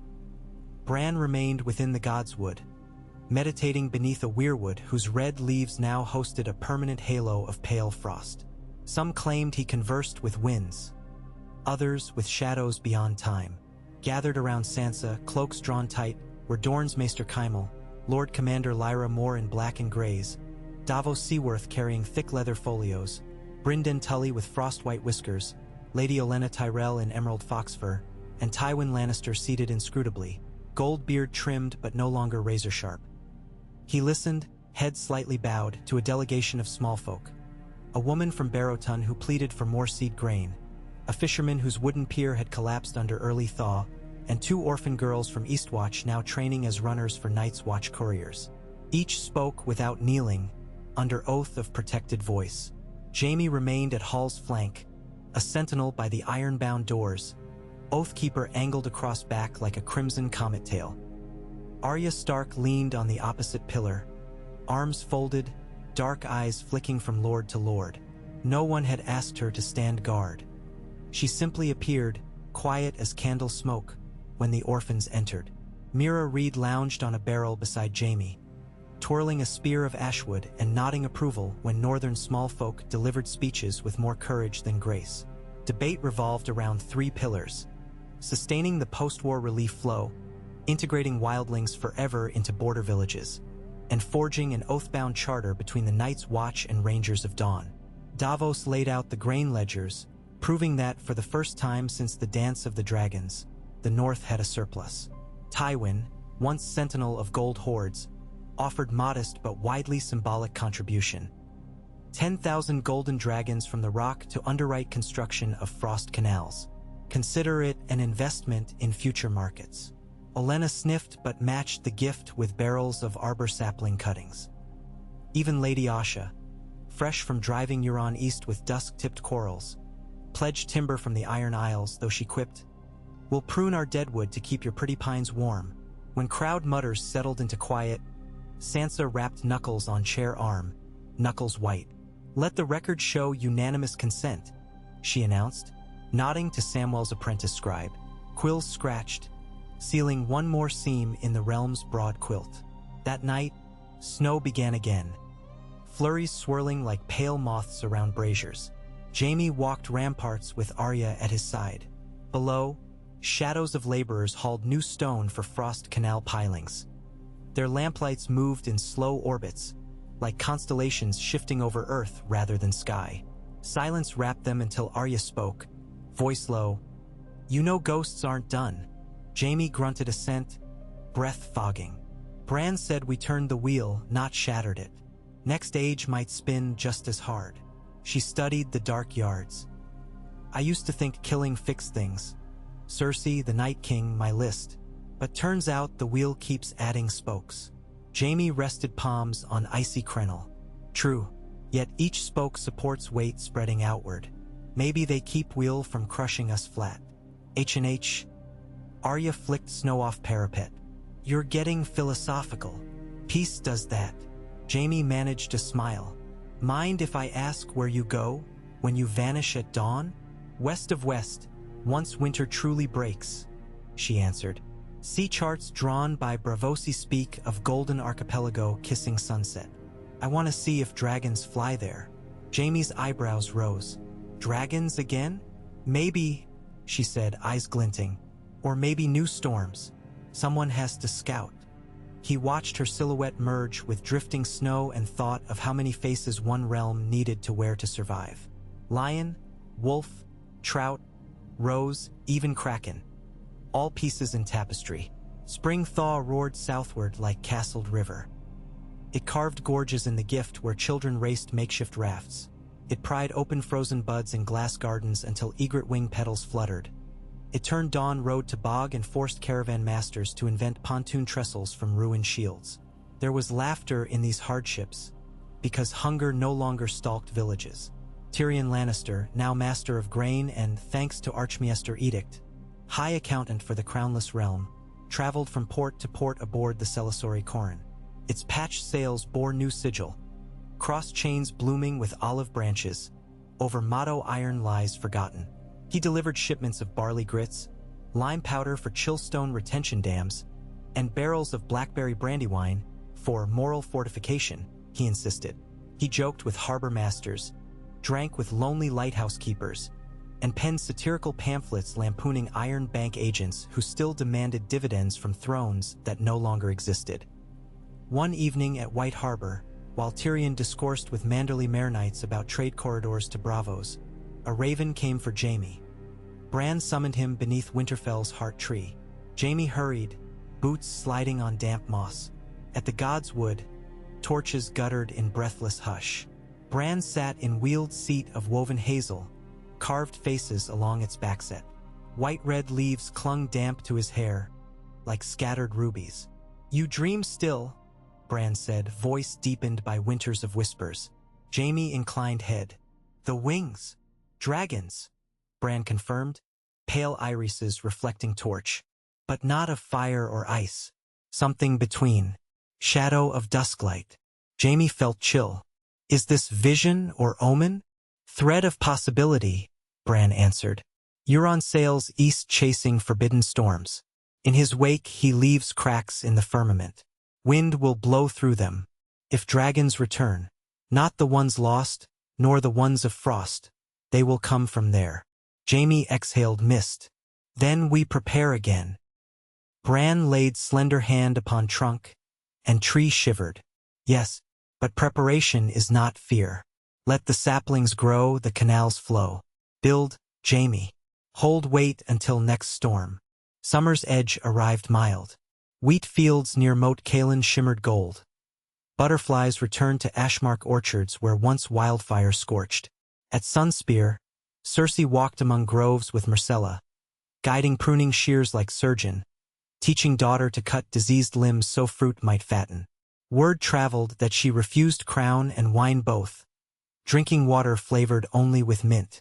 Some whispered she had become a ghost of her own fury, others that she plotted anew. Jaime visited only once. They walked shoreline at dusk, said little, yet parted without claws drawn. That was enough. Tywin, longtime Lion of Storm, began side project at Casterly Rock, a library open to small folk. He hired scribes to copy treatises on masonry, crop rotation, even poetry. One dawn, he found in his study a single copper coin stamped with Tyrion's smiling face. No guards saw intruder. Tywin held coin all day, then placed it on library's keystone. Masons sealed it there, hidden but bearing weight. 5 years spun past on silent wheel. Rangers of Dawn became institution, their green and violet cloaks a welcome sight from arbor to carhold.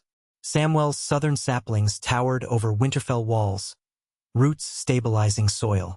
Frost canals drained spring floods so well that barley matured in half the time. The Night's Watch shrank, but did not fade. Left to guard shadows, they now accompanied scholars tracking aurora patterns. Qyburn, older and oddly humbled, developed salves that soothed frost burn. He published them freely, disclaiming royalties. Arya sailed west, her visage glimpsed by summer islanders who spoke of girl on deck, eyes hungry for sun-swallowed horizons.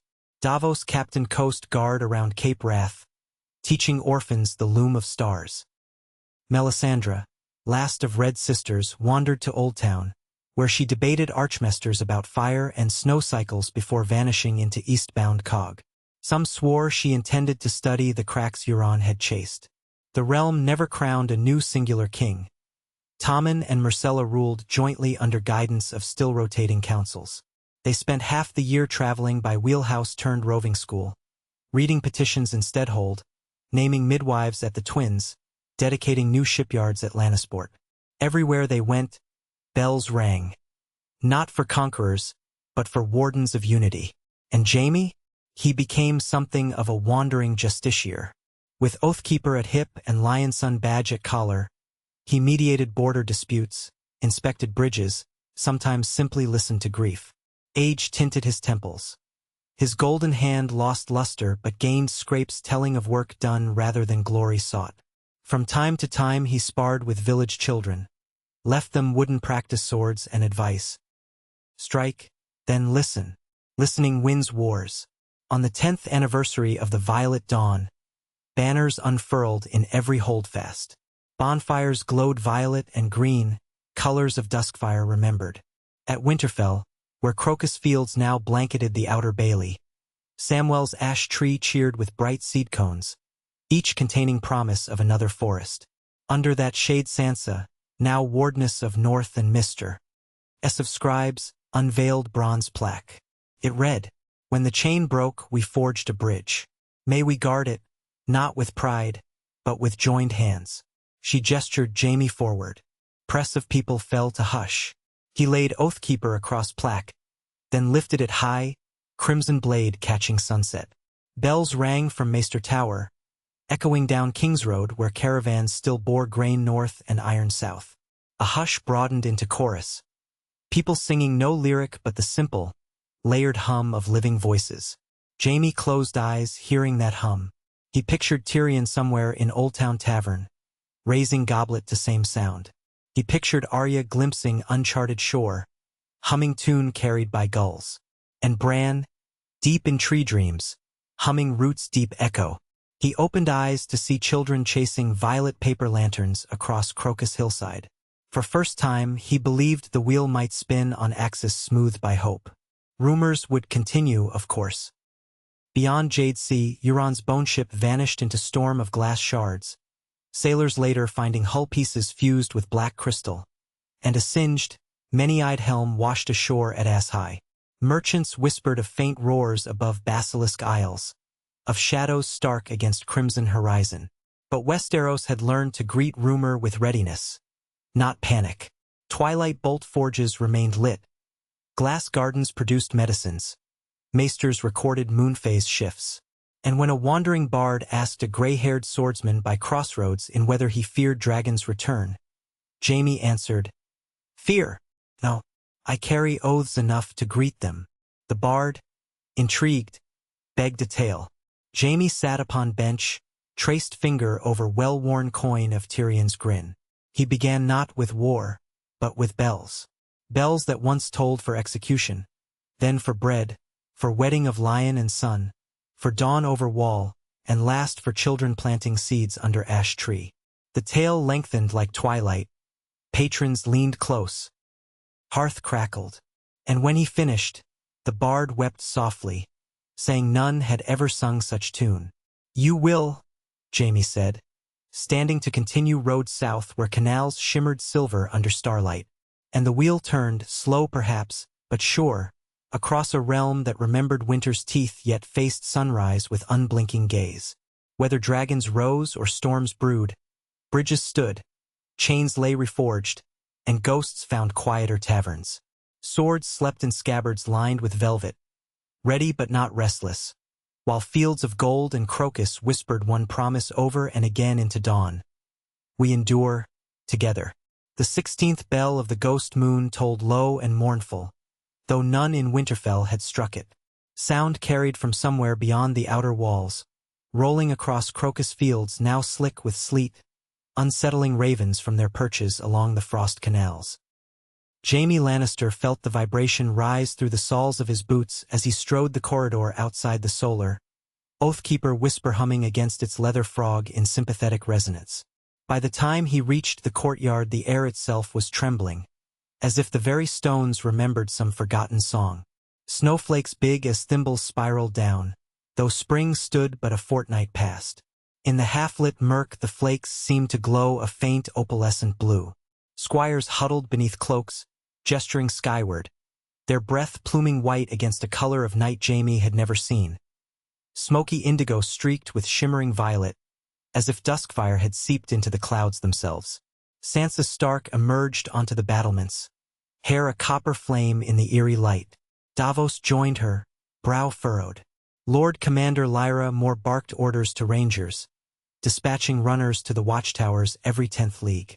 The crocus lamps, the glass lanterns filled with duskfire tincture that marked the outer defenses, flickered, then burned brighter, violet veins pulsing like heartbeat. Bran Stark wheeled from the Godswood Gate, his gaze distant white. "The arch cracks," he whispered. "Not here, out there." He pointed a thin finger west-northwest, past the horizon where frost seas met sky. A door left ajar by the storm hunters. Arya Stark appeared beside Jaime without footfall, eyes sharp. Euronas nonsense. Or what followed him, Jaime replied. They gathered in the great hall around the frost map, a massive slate etched with corridors of ice and fire, dragonglass inlays glowing faintly. Qyburn stood beside Samwell, presenting a sheaf of brittle parchment. Tide charts ripped from a Braavosi Guild logbook, margins littered with wary notes. A typhoon of ash-gray hail swallowed the silence 3 months past, he said, fingertip tracing spirals. My agents in Lung report fragments of hull fused with this. He placed a shard no larger than a button on the table. Midnight glass riddled by a network of silver veins that pulsed like slow lightning. Tyrion leaned forward, spectacles perched. Chillstone mutated, he murmured. Or married to Duskfire, see here? It refracts both heat and cold. It sings, Bran added. When heated, screams. When frozen, sighs. Silence fell. Outside, the unseen bell tolled again, 1, 2, 3 times, then ceased.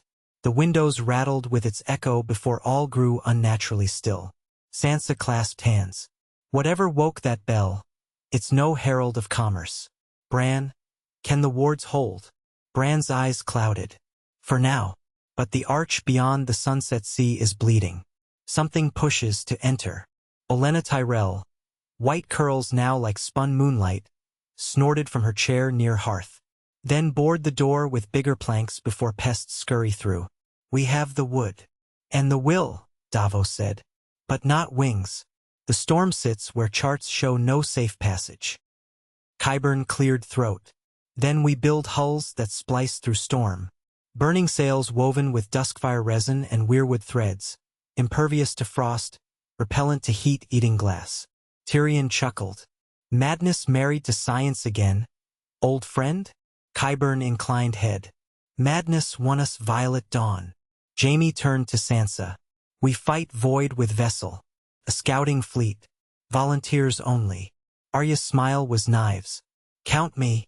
Davos slapped table. And me. I never liked calm seas. Sansa nodded, resolve shining. We set keel within fortnight. Lannisport's shipyards awoke to a fury unseen since the first Blackwater galleys. Steam columns hissed as riveters hammered dusk-black iron ribs onto keels of weirwood oak hybrid. The design, sketched by Tyrion on a tavern napkin, bore 3 hull layers. Outer carapace infused with duskfire glaze. Middle lattice of children's sap resin to absorb chillstone vibration. Inner hold lined with wool wax insulation. Sailcloth came from Karth. Pale silk blended with red priest fire threads. When hoisted, each sail shimmered violet at dawn and blood orange at dusk. Hence the fleet's christened name, the Amberwind Armada. Jaime spent days overseeing ballista mounts designed to fire brand new sunspear bolts. Dragonglass cores jacketed by bronze etched with runes Bran provided. Nights he wrote letters, to Tommen and Myrcella explaining risk, to Cersei promising return, to Tyrion, though they served side by side, to remind his brother the ledger of their bond still gained interest, payable only in laughter after storms passing. 7 ships launched. Flagship Dawnkeeper with Jaime in nominal command. Shadowcat captained by Arya. Davos's veteran Lady Lyanna now reinforced. Maiden's Judgment under Brynden. Ashmain crewed by wildlings. Jade Whisper with Qyburn as arcane quartermaster. And last, the supply cog Honeytongue, under Tyrion's steward Bronn, who muttered, dragons, storms, and no brothels? Price better match risk. As fleets harbored at Shield Islands for final refit, Bran arrived by raven-drawn carriage. He was gaunter, yet eyes shone bright emerald. He rolled to prow of Dawnkeeper, placed palm on duskfire iron figurehead shaped like yawning dawn lion. Threads converge here, he told Jaime. When you reach the arch, strike thrice with bells forged of fused chillstone and dragonglass. Only that resonance will close seam. Qyburn perked. Resonance, you say? We must tune bells precisely. He retreated to cargo hold, tinkering for hours. The Amberwind Armada sailed west at equinox. Golden path upon wine-colored sea. At edge of known world, stars wavered, constellations rearranging like cut gems spilled on velvet. Compass needles twitched.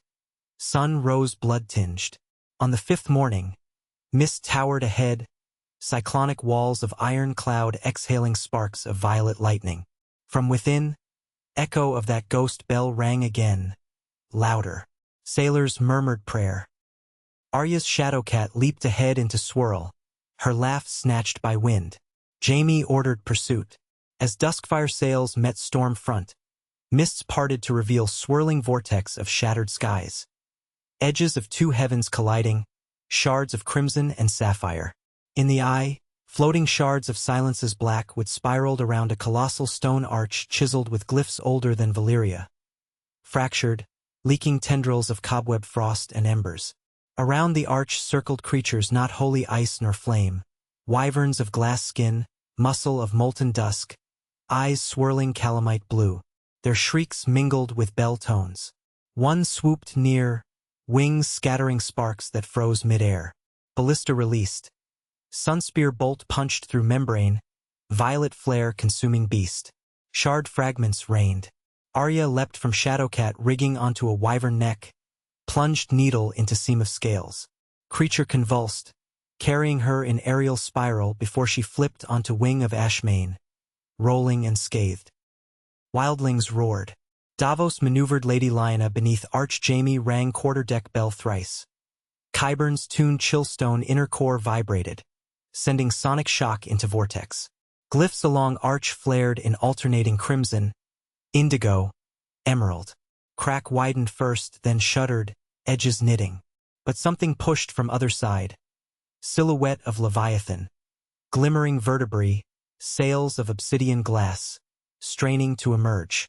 Water around prows boiled then froze. Brynden shouted orders. Volley of sunspears peppered silhouette, sticking like needles into whale's hide. Leviathan shrieked, half-breached. Its mouth opened, revealing swirling maelstrom of starlight and black snow. From depth came forms, humanoid shapes with wings of night. Tyrion on Honeytongue aimed prototype bombard. A cask of duskfire thin-necked by iron. To new storms, he toasted, pulled lever. Cask arced, struck Leviathan's throat, detonated in swirl of violet. Shockwave rippled concentric across sea, rattling teeth of every sailor. Arch gave keening sound, fissures closing. Bran on quarterdeck whispered, voice amplified by wind. Third ring harmony. Jaime slammed bell again. Arya, Brynden, Davos each rang ship bells in answer. Combined note resonated with arch. Glyphs glowed white-hot. Vortex compressed like giant pupil contracting. Leviathan roared one last time, dragging winged minions back into closing seam. A final shard, lance tipped in silver veins, shot outward, impaling mast of Dawnkeeper. Jaime's golden hand caught splinter spray, felt bizarre warmth. Then arch sealed with sound like glaciers colliding. Storm clouds imploded, revealing calm sky. Sea stilled. Duskfire sails fluttered. Crew silence heavy until Bronn on Honeytongue shouted, "Drinks on the Lion!" Cheers erupted. Fleet limped east. Mast splintered but spirits riotous. In hold of Dawnkeeper, Qyburn studied Lanceshard, muttering about harmonic minerals bridging fire and ice. Jaime allowed small sample. Rest consigned to iron coffer, sealed with sigils. Arrival at Old Town sparked festivals. Bards sang of amber wind, of arch sealed. Scholars demanded shards. Tyrion moderated council to control distribution. Tywin attended ceremony at Starry September, laying violet wreath for lost sailors. Among them 2 wildling spear maidens swept overboard by Wyvern's dying lash. Sansa wrote proclamation. Westeros would establish beacon fleet. Ships ready to sail beyond world's edge when storms stir. Arya, restless, volunteered as scout again, charting arch remnants for glimpses of other worlds. Bran returned to Godswood, voice now seldom heard. Yet roots of ash tree in glass garden shone faint silver at night. Years drifted. The wheel turned slower, it spoke stronger. Jaime aged, hair silvering, step measured, but still patrolled canals each spring, ensuring seeds from southern ash matured. He visited Cersei in Sunspear. They walked in quiet, acknowledging ghosts. On 40th anniversary of Violet Dawn, Children of every house gathered beneath Winterfell's twin ashes. Tommen and Myrcella, crowns tarnished by time but hearts bright, unveiled statue. Bronze chain melting into bridge, over which walked figures. Wolf, lion, rose, kraken, spear, onion. The statue's base one word. Together. Bells rang, not mournful nor exultant, but resonant. Tones forged from chill stone, dragon glass, dawn steel. Singing harmony Bran once spoke. Jaime closed eyes, hearing not only the peal but the hush between. Space where swords once clanged, now echo of promise kept. He thought of Tyrion's coin, Tywin's library, Arya's horizon, Bran's roots. The hush spoke. Guardians may rest, but oaths endure. Jaime opened eyes to dusk-lit sky. Over far western hills, a single streak of ember red cut the dark. A star perhaps, or a scout returning with news of islands beyond sunset. He smiled, palm resting on weather-worn hilt of Oathkeeper. Blade no longer crimson as youth but a tempered rose gold, forged and reforged by time. Whatever that ember heralded, dragon, storm, or song, the realm would greet it, not with chains, but with bridges strong enough for any ghost to cross, and stones laid by hands that once bore swords, now guiding seeds to root in winter's thaw.